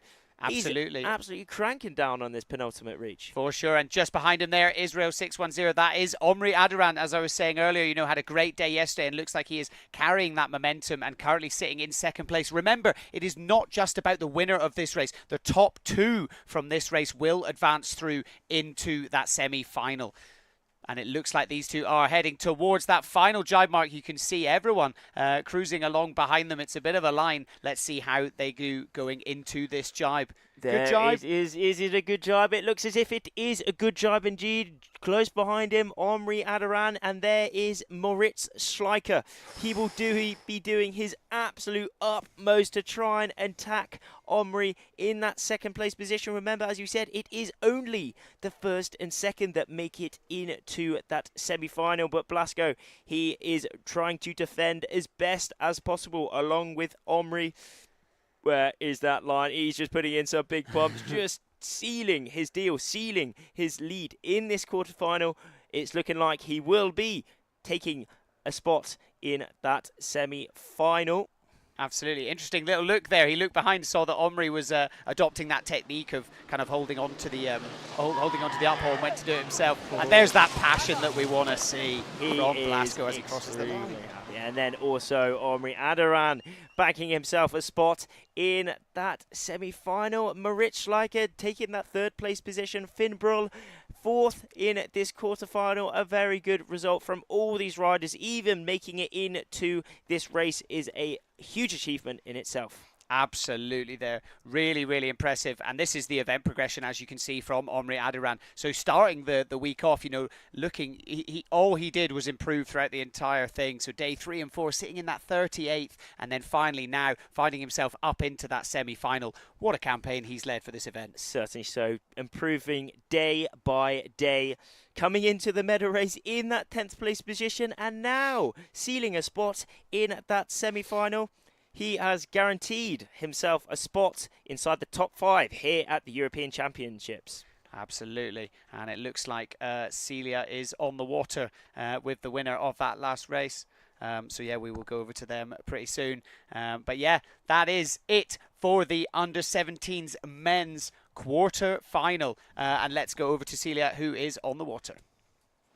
Yeah, we just caught Blasco, who won the first quarterfinal. And Blasco, how is it? Was special because I never won quarterfinals, the medal races. I'm very happy. I'm ready to do better in the semifinals. How is the feeling going into semi? I was very, very fast and the feeling was good. Congratulations so much, Blasco. Go get ready for your semi-final. Thanks, bye-bye. Let's go back to the studio to have a look at the girls. Amazing to hear there from Blasco. He seems pretty stoked with himself, but also driven.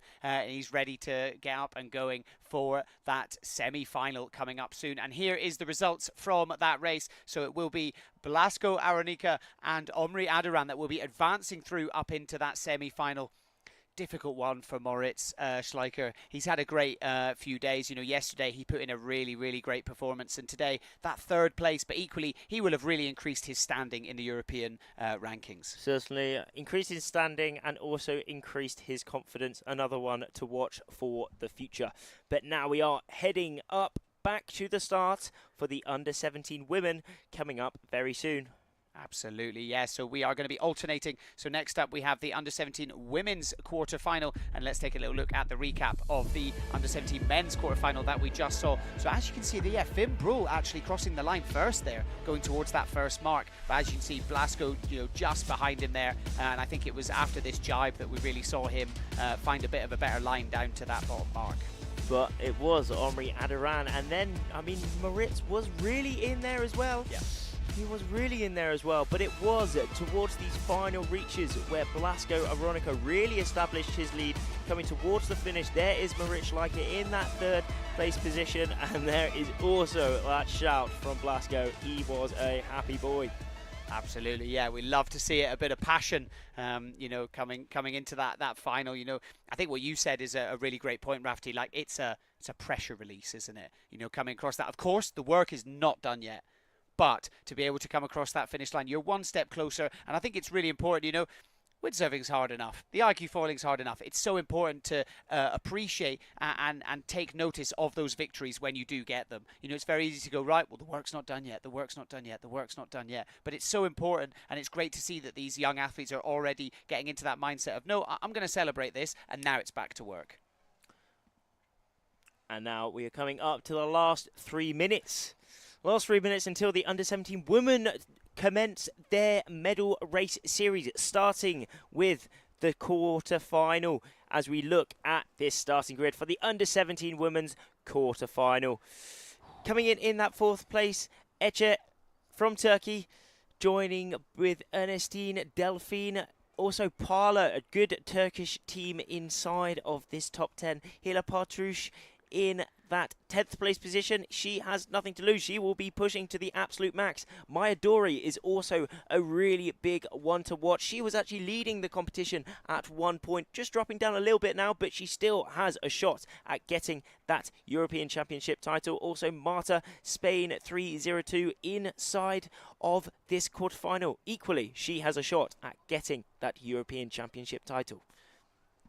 Absolutely. You know, this is a I keep going back to it, but what you said earlier, it is an even playing field. You know, it is all to play for, and that's something that we just saw with the under-17 men's there as well. You know, Omri Adoran coming in 10th place, you know, up until he went out on that, and now he's gone through into that semi-final and has really managed to up his ranking. No matter what happens now, of course, he's going to be looking to advance through into that final. But now, yeah, as you said, all eyes turning to the women. As you can see, it looks like we're good to go. That breeze from the previous race seems to have kind of stuck around. You know, you may be wondering why they're not foiling now, but they're kind of just finding the right tactical positions, aren't they, as we get into just over 90 seconds left until the start of this race. You can see some of them kind of opting to tack off in one direction, whereas others are kind of holding the position around that boat, and then they'll make their way out to the other side, go for a jibe, and then come back towards that start line. It's still pretty light out there, though. Yeah. It is indeed still pretty light, making some very challenging conditions out here. But it just means these riders have to be at the absolute top of their game. We're looking at the live conditions out there, 6 to 9 knots. 6 knots is probably the lows. 9 knots will be those gusts, but those gusts don't come that often. But look at the temperature. It's 30 degrees out here. It is absolutely dreamy. Yeah, absolutely. Yeah, it is super warm out here today. You know, it's easy to think just because we're 870 meters above sea level, we're essentially kind of, you know, up in the Alps. You could be easy to think it's a bit chilly, but it absolutely is not. We've been blessed with some beautiful conditions over the last few days. And, you know, with the iQFoil, the great thing is, you know, that wind range is just absolutely exceptional. These guys are out racing from 6 knots all the way up to 30 knots on essentially the same equipment. But they do have a lot of adjustments, don't they, Rafferty? You know, when they do get to that mark and they choose to go downwind, they can let that out haul off while they're on the water as we get into just over 10 seconds coming towards this start line. 10 seconds to go. We do see one rider squeezing out a little bit there. Who is that? I think it is indeed one of those Turkish riders. Now stopped off the foil. Now the others are just overtaken her there. She's dropped off the foil, and a very difficult start indeed. But all the rest of those riders, the remaining 6 riders, going off that start line with a lot of speed, with a lot of power. Look at that positioning though between those 3 riders on the left, on that right side of the screen, down that top end. Who is up there? Switzerland 314. Apparently having the best start, really pushing out just a little bit. Only 15 meters separates them. Switzerland 314, Ernestine Inversin. Could she be rounding this first mark in first place? I guess we find out. But Israel 207 coming through with a little bit of speed here. Maya Dori. Absolutely, yeah. Ernestine, you know, having a bit of a difficult day yesterday, but looking like coming out of the gates in this one as they go for that jibe early, opting to go down the middle of the course. Let's see what the rest of the pack decide to do. We've been seeing a bit of a split over the last few races. Some of them jibing early, some of them choosing to go round that kind of pontoon that you can see there, you know, coming a little bit closer in, taking a wider angle, as we're seeing one of the riders doing there now. But the rest of the fleet actually seem to have all opted to go across down the middle. You can see those kind of chase boats following along. You know, they're kind of umpires to make sure that everything is being done properly as they're making their way down. So yeah, interesting split here. Only one rider choosing to kind of head off in that sort of direction. Indeed, will that be the right way? It's a big risk not going the same way as the rest. It could pay off, it could not, but we will see at that bottom mark. On this downwind, it is a very significant leg of this race where some gains and some losses can be done. A lot of tactics happen here, as we've seen here, people taking different lines, different sides of the course. The wind is not completely consistent. So these riders, in their backs of their heads, they will be searching, analysing the water, analysing these conditions and location. Where is the most wind? How can I get inside the most wind to ensure that I can go faster than my competitors? But it is extremely close between this top group, actually. All riders in here, Ernestine in there. Also, Maya is also in there.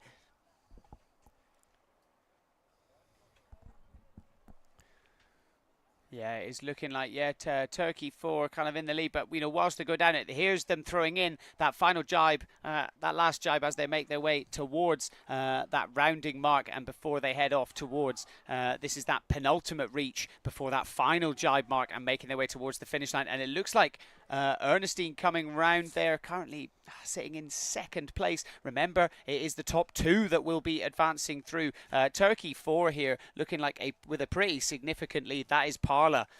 She has about 95 meters of distance between herself and the second placed rider. So yeah, she's got a pretty comfortable lead right now. Some great tactical decision making going down towards that rounding mark, and now basically hit the gas, come out of that jibe with plenty of speed, and then once again hit that gas to make their way over that finish line. Where is that last mark though? It is indeed Parla leading this current quarterfinal for the under-17 woman. There is Turkey 1329 Ece in that current 4th place position. But as you said, yes, it is only the top 2 make it into this semi-final. So Spain 302. Marta will be pushing Ernestine to the absolute max, trying to take that second spot. I mean, at the minute it's looking like Ernestine does look pretty safe, but Marta is putting in some huge bumps. This could be her last race. Whoever doesn't qualify into that semi-final, this is their last race of the day. But back to Parla. Absolutely, yeah. Parla looks like she's going to be crossing the line. She's got plenty of distance between herself and the rest of the pack. But obviously, we can't discount anything until the race is done. It's looking like much more of a battle for that second place. Looking like Ernestine's doing some really impressive defending there. And here we've got Parla heading across the line, and she will advance through into that semi-final. Next up, the battle for second place. Remember, 2 people will be advancing through, and it will be Ernestine Inversen. And there it is, that passion that we want to see. There, she has qualified into that semi-final. Marta just in that 3rd place position, just missing out. Also Maya Dori, she has been leading the competition for the first 4 days. A very dominant performance from her there. She just missed out. She dropped a little bit, and now she has just missed out on qualifying into the semi-final. But this is the European Championships. All these girls, all these boys will be pushing to the max, trying to take every little position, every little better result compared to their competitors to push them up the overall rankings as we go back to the under-17s women's quarterfinal overall results. Absolutely there, yeah. Really good battle for that second place there for a bit. I won't lie, for a second I did think Marta was going to overtake her. Ernestine, I think she was just locked in, but didn't seem like she was kind of looking behind her at all. And Marta was really, really gaining on her at one point. But again, it could have just been the camera angle, because then, Ernestine managing to cross the line in second and bank herself a place in that semi-finals. Marta picking up that 3rd place position, Ece in that 4th place.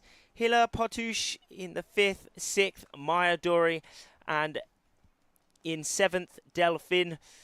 She'll be picking up that 10th spot overall, and a very respectable result, an amazing result at this European Championships. And we are now going to be going on the water with Celia for an interview of the race that we just had.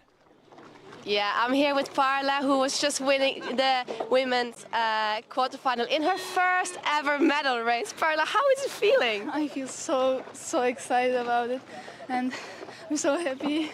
You are allowed to be, and you were not leading all the way from the start. You managed to recover to first. Can you tell us a bit about that? In the first, the first leg. Yes, the first leg, I was like 3 or second, but when we turned downwind, I really pumped a lot. Pumped a lot, and that's why you managed to catch up with the others. I catched up the others. And you crossed that finish line in first position. Yes. What was the first thing that you felt then?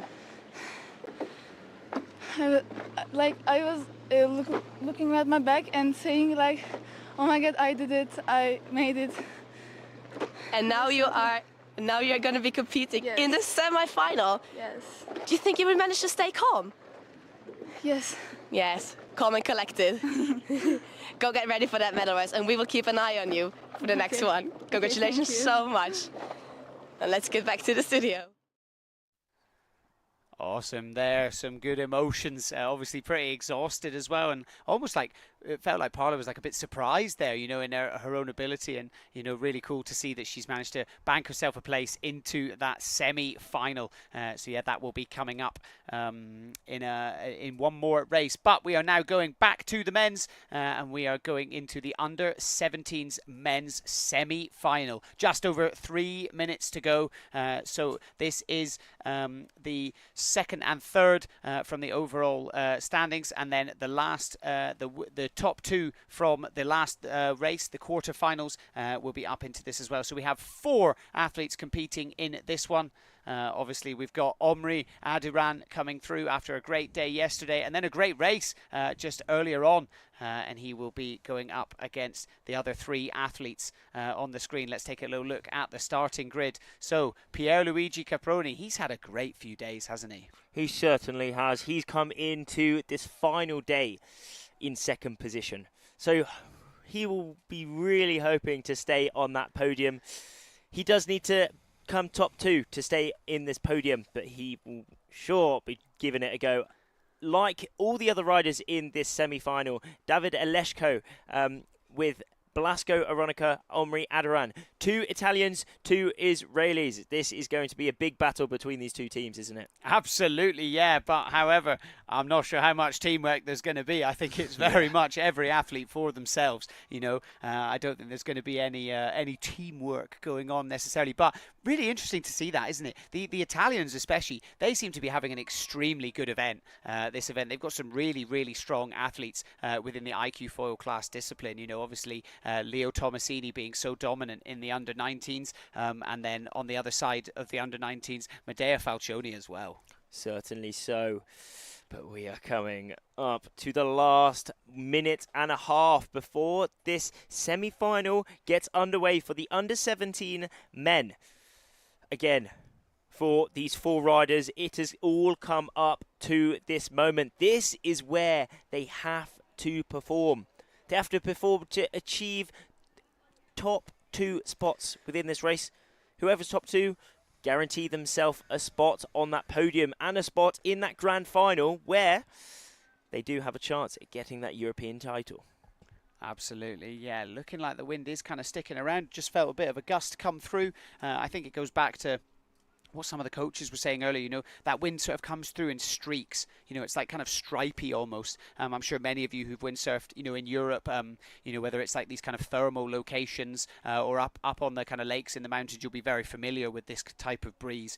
You know, that kind of like stripy, you know, trying to find those gusts and really ride them as much as possible. And I think that definitely seems to be the order of business for these guys. But actually, looking at the boat there, it does look like that red and white flag has gone up. So AP flag up. The committee boat have decided that there's not quite enough wind waiting for it to stabilize a bit before they resume the competition. So while we wait for that, why don't we take a little look at the replay of the previous race that we just saw.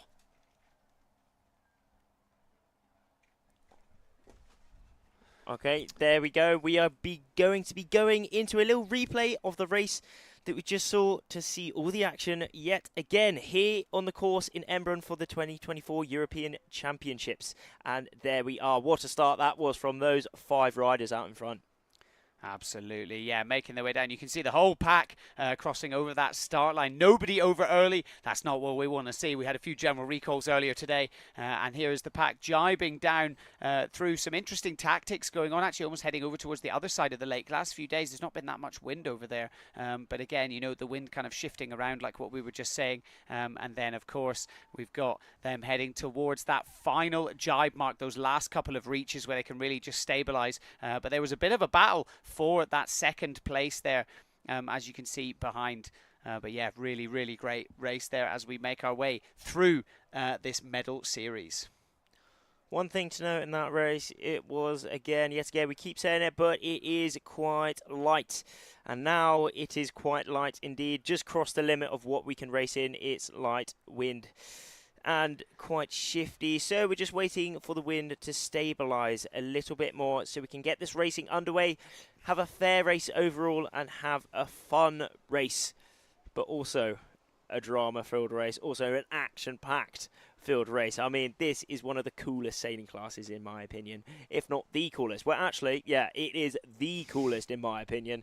You know, the sails all look really cool. There's super fast. There's a lot of positioning. Everyone is really close in some situations. There's endless situations that you can have out on this course. Lots of positioning, lots of strategy, lots of tactics, and most of all, a lot of speed. And, you know, sometimes when these riders push the limits a little bit too much, I mean, it usually does happen in stronger winds when it's absolutely nuking. It is a lot easier to do some crashes, but in this, I mean, luckily we haven't seen many crashes at all, which is very good for these riders. But we have seen a lot of riders dropping off the foil, which has been very tricky just due to these light winds, and we are seeing those light winds now. So we're just going to go on another quick break and wait until the wind stabilizes a bit more, but do not go anywhere. We will see you very soon.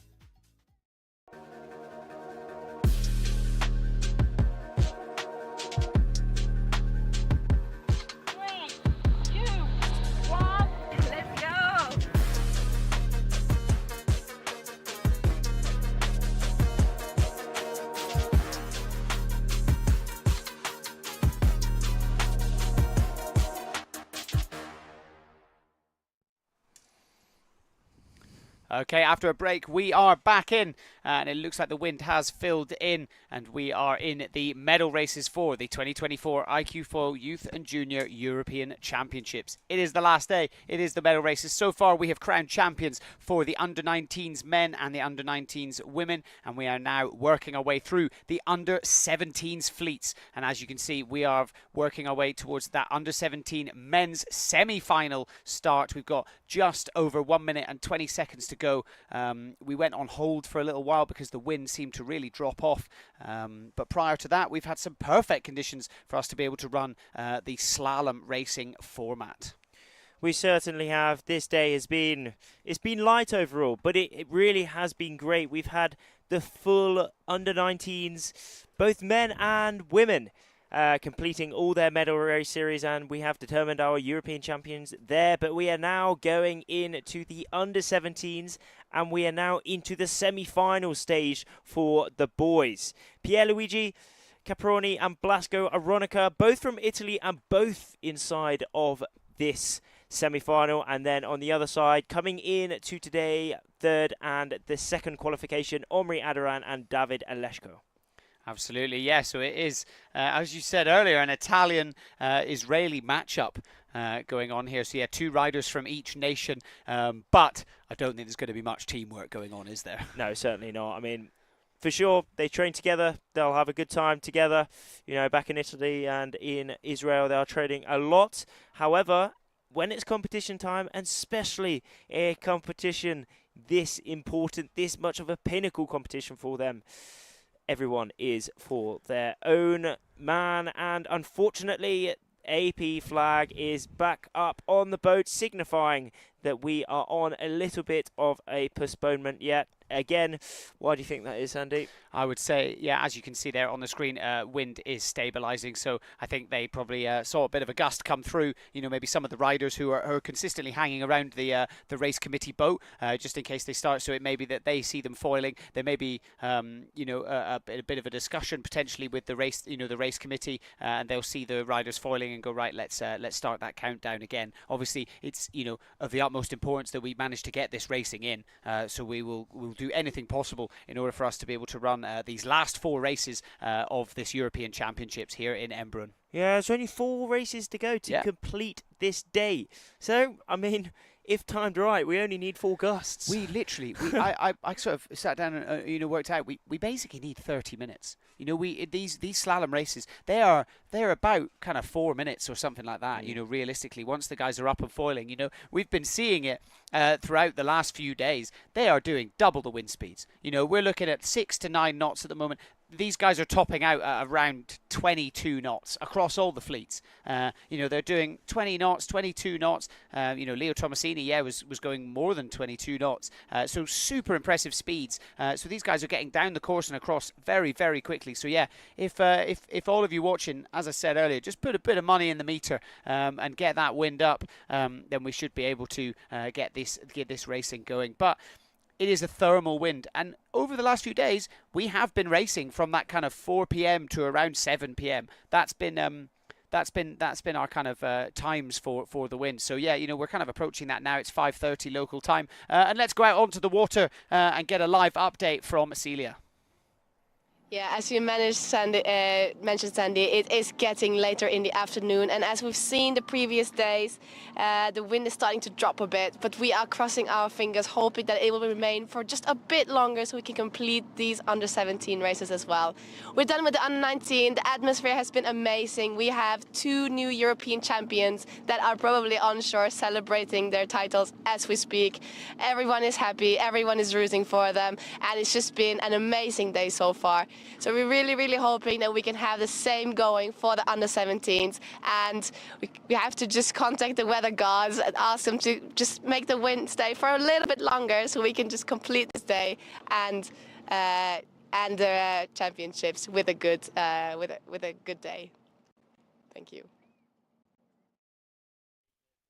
From Celia there, really beneficial, and a great insight to what has happened.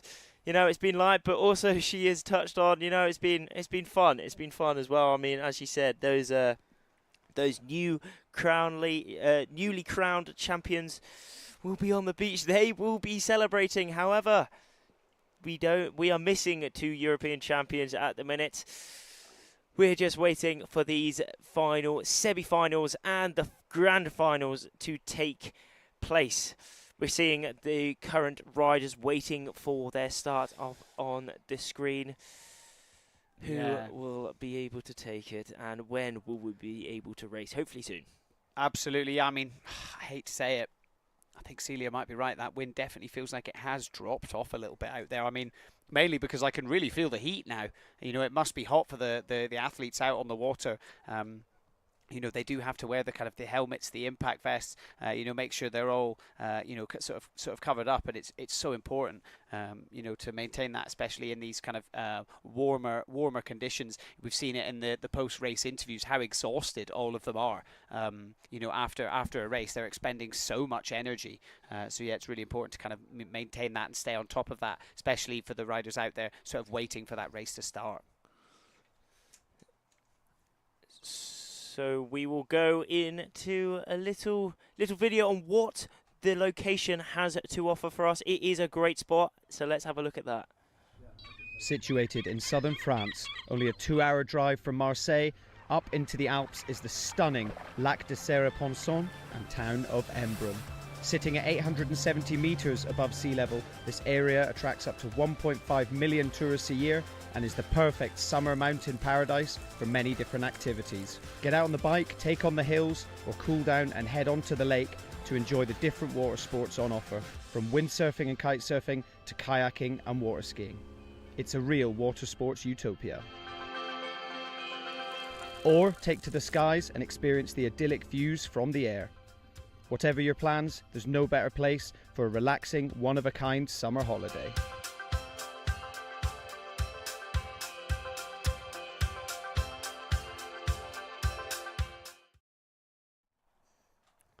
All right, and the AP flag has come down. So a bit of a gust has come down through the course, and it looks like we will be getting underway with some more racing. So the clock will be reset. The riders will be starting to get into their starting positions. As you can see, 3 minutes and 25 seconds left until the start. So yeah, fingers crossed that the wind sticks around and that we can get underway for some more racing. Flags are just about to go out. You see one of the race committee on that boat. He's got his hand on that green flag. That signifies that it will be the under-17 men being raced. This will be the semi-final coming up. Also, when that flag is hoisted, there we go. That is where it is hoisted. That marks the 3-minute mark for these riders. Also on that boat, when a minute is hit, whether that's 3 minutes, 2 minutes, or 1 minute, there is a sound signal, because these riders aren't allowed any kind of outside information, kind of like a phone or anything. So the only way they can figure out when their start will be due to these flags. It's really, once you get the gist of it, it's actually really easy. As long as you keep your eyes peeled and your ears peeled, you can get the good start. A lot of these riders will be having their on-board watch though, just timing when those flags go up, when those sound signals happen. And that will be when it's going off. Also, an interesting thing is that when it's done, so sometimes the start can be quite long, meaning that the sound signal can actually be a lot slower, a lot delayed to when the start actually happens. So all these riders, they have to keep in mind, if they are really far away from that boat, you know, they might think they actually jumped the start, but realistically they're actually okay, because sound travels a lot slower than light. So the flags are the points which you have to judge the start directly. We're seeing the black flag now up on that boat. That signifies that we are in under 2 minutes to go until the start. It also means if any of these riders are over the start, they are disqualified from this race, and we've seen a bit of that this morning, haven't we?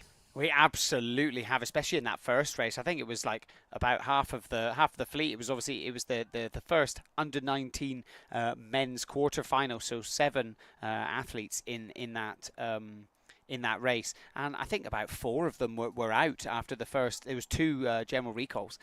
So yeah, obviously pushing it, sending it, wanting to go over that line with as much speed as possible. But unfortunately, going over that line early means you're disqualified, you're out. So yeah, it's a tough pill to swallow for those athletes, isn't it? Extremely tough indeed. But as we can see, well, there we are. There's a starting grid for the semi-final. We've seen Pierluigi, Blasco, and those Israeli riders. However, if you can see up on that boat, you can see that postponement flag. We've already seen it many times this week, actually, just due to this, the changeable, the tricky wind conditions out here. But there we are, hoping for another gust of wind to blow down the lake, and we will be able to get this semi-final going. But do not go anywhere. But at the minute, yeah, we're going to go on a little hold, so hopefully we can get this racing gone now. Do not go anywhere.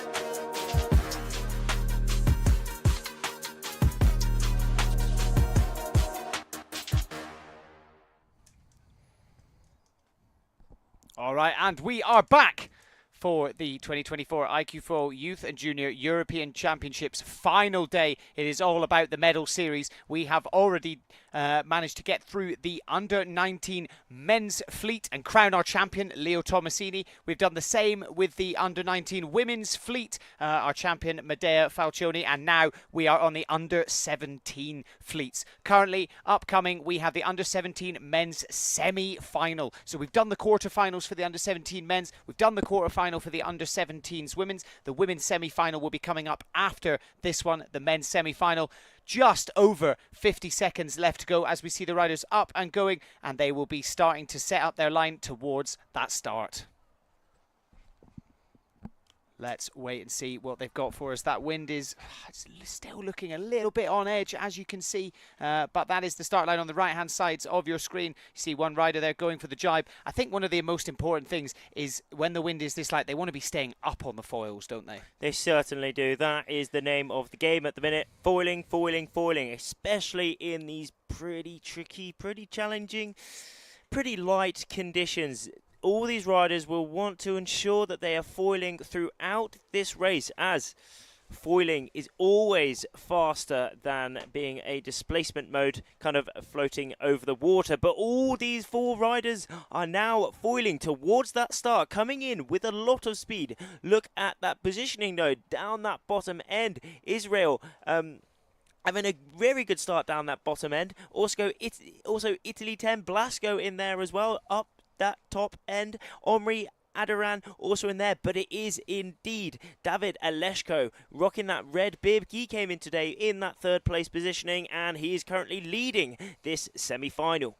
Absolutely, yeah, taking a really great start there, looking like, you know, pretty tricky conditions, managing to get up and pumping and get going towards that first mark. And we are now seeing them bearing away, going for potentially that first jibe, or are they going to hold the line for a little bit longer as they make their way out a bit wider? Rafty, something you touched on earlier, and I think it's definitely something that's been noticed by the athletes as well. It's definitely a bit windier towards this end of the lake, isn't it? Yeah, it's looking as if it is like that, as we're seeing again all these riders going to the right side of the course. Got a little bit of an obstacle in there, and there we're seeing some of the spectators, some of the competitors watching this semi-final for the under-17s men. It is extremely light out there, but they are showing exactly how to foil in under 10 knots. It's probably around 7 to 8 knots, maybe not even that at times, but it is David Aleshko currently leading this race.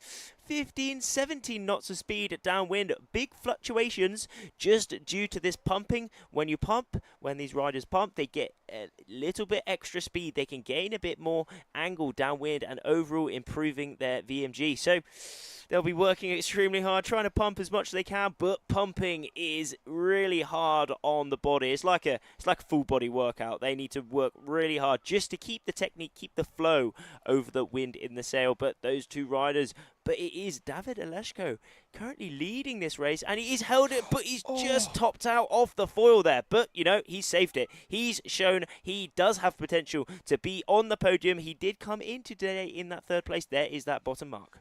Absolutely there, yeah, really great recovery there on the jibe. Looks like he almost lost it, but, you know, again, took a really good tactical decision in terms of his line, managed to sneak in just in front of the other 2 Italian riders, and now has gone round that mark, making his way towards that final jibe mark, and it looks like he's put a bit of a distance between himself and the 2nd rider there. Not too sure which one it is. I think it's Pierluigi. Yeah, Pierluigi. You can see the speeds they're getting up to there. Blasco 18 knots topping out there, as you said, Rafti, in like literally 6-7 knots of wind. But it's also important to note, it is not just the winner of this that will be advancing through. It is very much a battle for that 2nd place, and currently it is a battle of the Italians. Certainly is. Here we just saw that 2nd and 3rd place, both Pierluigi and also Blasco. Blasco did win that previous race in that quarterfinal.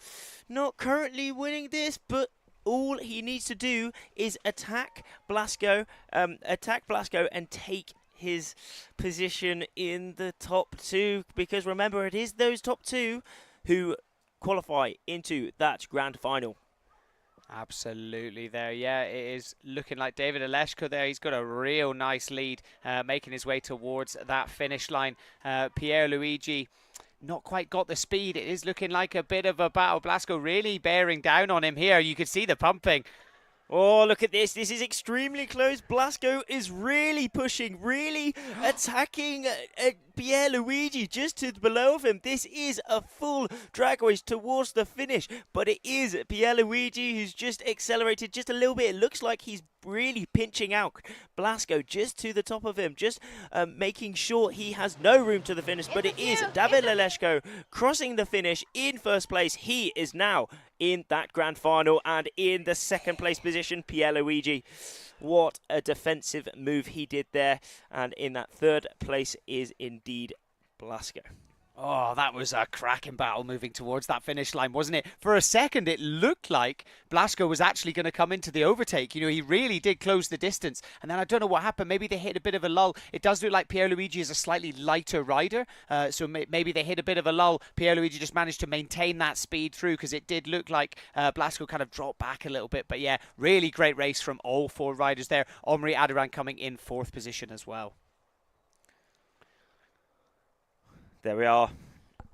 Semi-final for the under-17 men complete. The only race remaining for that fleet now is that grand final. As we go back to the recap of this semi-final for the under-17 men here on the final day, it was David Leshko down that bottom end, yet again down that pin end. Really had a great start, but he did time it perfectly as well. You know, there's no point being down that bottom end if you can't time it good. But there he was, still leading throughout that downwind. But it's still, even throughout this course, it was still very, very close between all these riders. Only a couple seconds separating them. Absolutely, yeah, it was a really close-fought battle between, as you know, you can see here coming around that jibe mark, they're all very much on his tail. And the perfect example was this battle here towards that finish line, getting super close to each other. I mean, this angle demonstrates it perfectly. Less than a board length between them. But then, yeah, Pierluigi just managed to find that extra little bit of juice. I think they must have gone into a bit of a lull, and he just managed to cruise through it a little bit better. And he will find himself going through up into the final with David Oleshko going up against Kilian Manhaval. Indeed, there is Blasco on the screen at the minute. He can be extremely happy with how his competition has been. He's picking up the fourth place position overall. An awesome result. Almost 350 competitors throughout the fleets at this competition, and to be racing today here on the final day, to be inside that top 10 is a huge achievement in itself. So there we are, back to that semi-final for the under-17s men. It was indeed David Oleshko and Pierluigi Caproni, Italy 10, qualifying into that grand final. Then in third place, fourth place, Blasco and Omri respectively. They will be picking up the fourth and the fifth place overall. So top 5 riders for the under-17 men in the whole of Europe. Absolutely. That is pretty wicked. Yeah, really, really impressive performance from them, and in such light winds as well. You know, we're probably looking at like seven knots, you know, kind of average. I would say, you know, much less than that in the lulls, and maybe a little bit more in the gusts. You know, no way are we going over sort of 10 knots. I think earlier on we definitely saw a bit more breeze, didn't we? You know, those first couple of races, everyone was being a lot more aggressive. But yeah, the wind has sort of dropped off a bit. Celia touched on it perfectly earlier on when we went out to her for the conditions update. You know, she said it is that thermal wind, so as we get later on in the day it will start to drop off. But all eyes now turn to the under-17 women's semi-final that we've got coming up here. I think just over 30 seconds to go now until the start of that, and yeah, another exciting race on our hands as these 4 riders start to make their jibe, and they will be heading towards that start line. Can they all stay up on the foils? I think that's a crucial thing when it comes to these light winds, isn't it, that they make sure that they're always up and foiling, because sometimes when you drop down off the foil, it can be really tough to get back up onto it. Exactly. Once you lose that flow, once you use that speed and overall wind in the sails, you know, you lose the flow and you lose the power. Well, you lose everything pretty much, and you also lose your positionings. So that is why we are seeing all these riders crossing that line, foiling. They're pumping. They're trying to get the most speed out of it. Just extend. Trying to establish their lane to get clean wind on this course, but look at it. It is so light out here. It is incredible that they're flying in these conditions. I mean, you look out on the water, you could think there's almost no wind out there, but look at the speed of these riders on this iQFoil equipment, just cruising round on this first reach. España 636. Martina Mantovani in that first place position at the minute. She was just hoping to do well. She was not feeling the pressure. She just wanted to go out and enjoy after speaking to her this morning. And I think that might be the way to go, as she is currently leading this race. Absolutely, yeah, taking the pressure off a little bit and just focusing on the fun side of it. Realistically, that's why we all got into windsurfing, isn't it? I think you mentioned it earlier, you know, being out there when we were talking about, you know, finishing the course. And you were like, ultimately, it's fun. It's fun being out there windsurfing in the sun. And if you can kind of go back to that sort of, you know, baser instincts and try and release some of that pressure, I think it really does help you with the performance. And that's exactly what we're seeing with Marta here as she throws in that next jibe. Parla closely following in second place, coming off a bit of momentum after winning that quarterfinal earlier on. She seemed very shocked, very excited in that post-race interview, and she'll definitely be carrying that enthusiasm into this as we see her still in second place. Not a huge amount of distance you know, between them. It does look like Switzerland 314 kind of has dropped off, potentially has sort of come off the foil a bit. I think we can see her in the distance you know, pumping that sail, trying to get up and moving again. But we're seeing some of those boats razzing along downwind. We do have umpires out on the course judging these medal races just to ensure all the rules are followed correctly. If there is a potential rule break, they make a decision there and then, as they are following in these boats super fast. I mean, it looks like these boats are going fast just because they need to keep up with these iQFoilers. Just there, look, they're heading around almost 20 knots downwind here at the minute, even in this extremely light conditions, probably around 15 knots at the minute. Yeah, we are 13 knots because they're pumping deep. They're trying to make this ley line, so they're probably going a little bit slower. Just they're going for angle downwind rather than speed. That's a bit of a balance that these riders need to think about, whether they go for angle, whether they go for speed and overall VMG. Yeah, absolutely. That's a very, very good point. You know, realistically, when it comes to the speeds, you know, it is the kind of like, it's more thinking about how can I get that quickest route from mark to mark, and you know, but finding that balance. And I think that's something Marta's definitely done. As we see them, you know, they're all hitting around that kind of 15 knots mark. As we see, there's a bit of a drag race going on. There's that striking distance between the first and second position, so 36 meters. So not a huge amount of difference going on. You can see they're matching each other's speed. But remember, it will be these top two that will be advancing through. So it's very much that battle between second and third place that is going to make all of the difference. You know, it's looking like Marta with a pretty comfortable lead as they come towards that final jibe mark. This is always a tense moment, isn't it, Rafferty? It is indeed. This last mark coming up very, very soon. Look at the speed differences. And it's not a lot. It's around half a knot, something like that, as the blue bib Martina crosses that final mark. Just dropping off the foil a little bit. Also Parla in that second place position, but unfortunately France 1-4-2. Indeed, Salome just dropping off the foil there, really allowing Parla to extend her lead on that third place. Because remember, it is the first and second that only qualify through to that grand final. But look at Martina just cranking it, really going fast. She is stable, she is powerful, really leaning out on that kit, showing exactly how to win a semi-final here in day number 8, the final day of the 2024 iQFoil Youth and Junior European Championships. Absolutely, and there it is, crossing the line in first place, Martina Mantovani. Awesome work there, really great. And Parla going through in second place, so what an incredible performance she's put in today, and will be finding herself up into that final. Exactly, Parla winning the quarterfinal and now banking herself inside that grand final. Do you know what that means? She is guaranteed a podium spot. Whether that's first, whether that's second, or whether that is the bronze medal, we will be finding out very soon. Yeah, really, really impressive performance there. Hard luck for Salome, yeah, sort of coming round that last jibe mark, just sort of came off the foil a little bit. But equally, a really, really respectable finish. As you said, Rafferty, to even find yourself in the medal series is a hugely impressive achievement. Certainly is. And a hugely impressive achievement from Parla on our screens here at the minute. She came into this final day in 9th place, and already she has guaranteed herself a spot on that podium. What an awesome achievement and awesome show of expertise out on the course, out in these light winds here in Embrun. But it was indeed Martina taking the win for that semi-final. Both Martina and Parla will be racing in that grand final with Maria Rudovic. Look at Parla though, she's just making her way back upwind to that start.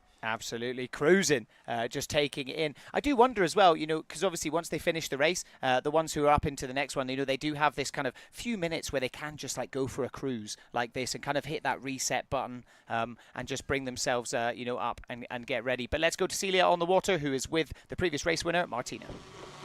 Yeah, Martina finishing the semi-final in first, and there are some rumors going that this might be the last race of today, and that means that you are now, if that's true, vice European champion. How is that? I'm very happy, super excited. It was very difficult because the light wind days are difficult, but I am super happy. And you entered this medal race with not a lot of expectations. You just aimed on having fun. Do you think that was what helped you to perform this well in this race? Yeah, my goal in these championships was enter to the top 3, and yeah, I did. What was your strategy coming off the starting line? Pump and foil, yeah. Do you like these light wind slalom conditions? Yes, I love it. We could clearly see that in your sailing. Is there anything you would like to say? No. Thank you for my sponsors and my mom and my dad and my all coaches. And yeah, thank you. Now let's see what's happened with the race. You are guaranteed a medal and you are vice European champion if this turns out to be the last race of today. So congratulations anyway, Martina. Thank you. You can be so proud. Thank you. So now let's go check in with the studio if they have some updates on what's happening with these races.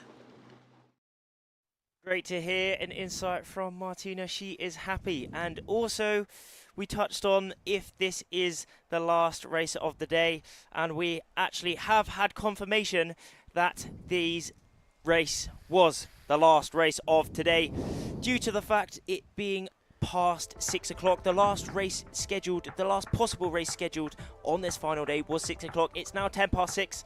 So indeed, this was the last race of the day. But what a race we had. I mean, absolutely incredible, yeah. You know, great to be able to squeeze that in. You know, sadly, wind conditions not quite managing to stick around. Celia mentioned earlier, because it is a thermal wind, it does tend to drop as we get into the evening. And with it being the last day, so yeah, the last possible race to be run, as Rafferty said, was 6 p.m, sadly. But yeah, what a way to finish it on. It certainly was. So, Rafferty, talk us through it now. How does it work, given that we haven't been able to run the finals? How does it work with the rankings? So yes, it is a shame we weren't managed to get through those grand finals, but you know, that's the weather gods, that's the wind gods. But yes, so what will happen, whoever was leading going in to today, for the women, well, for the men, we go first actually, it was Kilian Man Havel. So he is our 2024 under-17 men's European champion. What a week he had. What an absolutely incredible week he's had, you know, through all of the racing every day. He's just been an absolute dominant force, you know, consistently putting up those really, really good results in all sort of, I mean, I hate to use the word different conditions, because ultimately it's been fairly similar, but we have seen, you know, extremely light conditions and then also those kind of ideal conditions. So anywhere from kind of 6 to like 11, 12 knots, he's consistently put in great performances. So yeah, very, very well deserved to see him up there. I imagine, you know, he would probably have loved to have been able to take to the water and, you know, really put a stamp on it with a final. But, you know, definitely a very, very deserving winner after the week that he's had. Certainly so. And in that second place was David Oleshko. As we go to the under-17 women. So similarly to Kilian, we have Maria Rudovic winning the under-17 women. She is the under-17 iQFoil European champion. Again, another amazing competition for her. She was around that top 3 a lot. She was wearing the blue bib sometimes, but going into today, she was leading, and she doesn't even have to race today. What a place to be. Again, probably she would have liked to maybe go on the water, but also she only had places to lose there, wasn't she? So a very amazing competition from her, Maria Rudovic. Absolutely, yeah. You know, it's one of those things. Probably, you know, watching from the sidelines. You know, obviously wanting to get out and same as Killian, put a stamp on it and go. You know, I definitely deserve this. But you know, wonder if there's a little bit of like, all right, cool. You know, and it's not like they haven't put in the work already. You know, it's been a very long event. They've put in some incredible days of racing. Martina Mantovani as well, a very, very well deserved second place after a great performance throughout the entire event. And going into today, and then of course in third place, Paula. What a performance there. She's just had such an amazing, you know, last day and of course yesterday as well. And to see her up onto the podium, you know, that's a really, really great end to this event for her. It really is. She came all the way from 9th. She worked hard. She won that quarterfinal, and then she got in that second place in the semi-final. She can be extremely happy. This is one of the beauties about iQFoil. You know, it's not over until it's over. You have to work until the very end. And some of the riders, you know, they come out on top, as Paula has especially done here for the final day. But what a competition it has been so far. Absolutely. And with that in mind, let's take a little look at some of the highlights from the under-17s racing from today.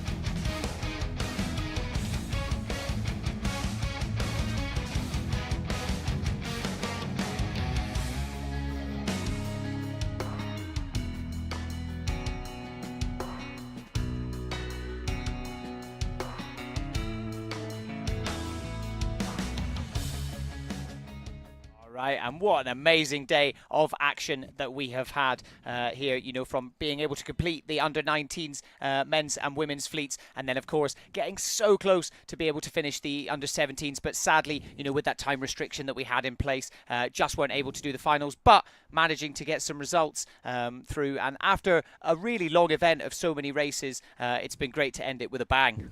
Certainly has been a bang, but it's been a banger all week. Every day has been absolutely amazing. And it's time to end. Thank you all so much for joining us. I'm sure we've both had an absolutely amazing time watching the racing, haven't we? Absolutely, yeah. No, it's been great. And, you know, to see the action, obviously, you know, there's talk of, oh, I wish we had a little bit more wind. But, I mean, you guys can see behind us, as far as offices go, this is a pretty good one. It is absolutely lovely. And with that in mind, thank you all so much. And we'll see you in the next one.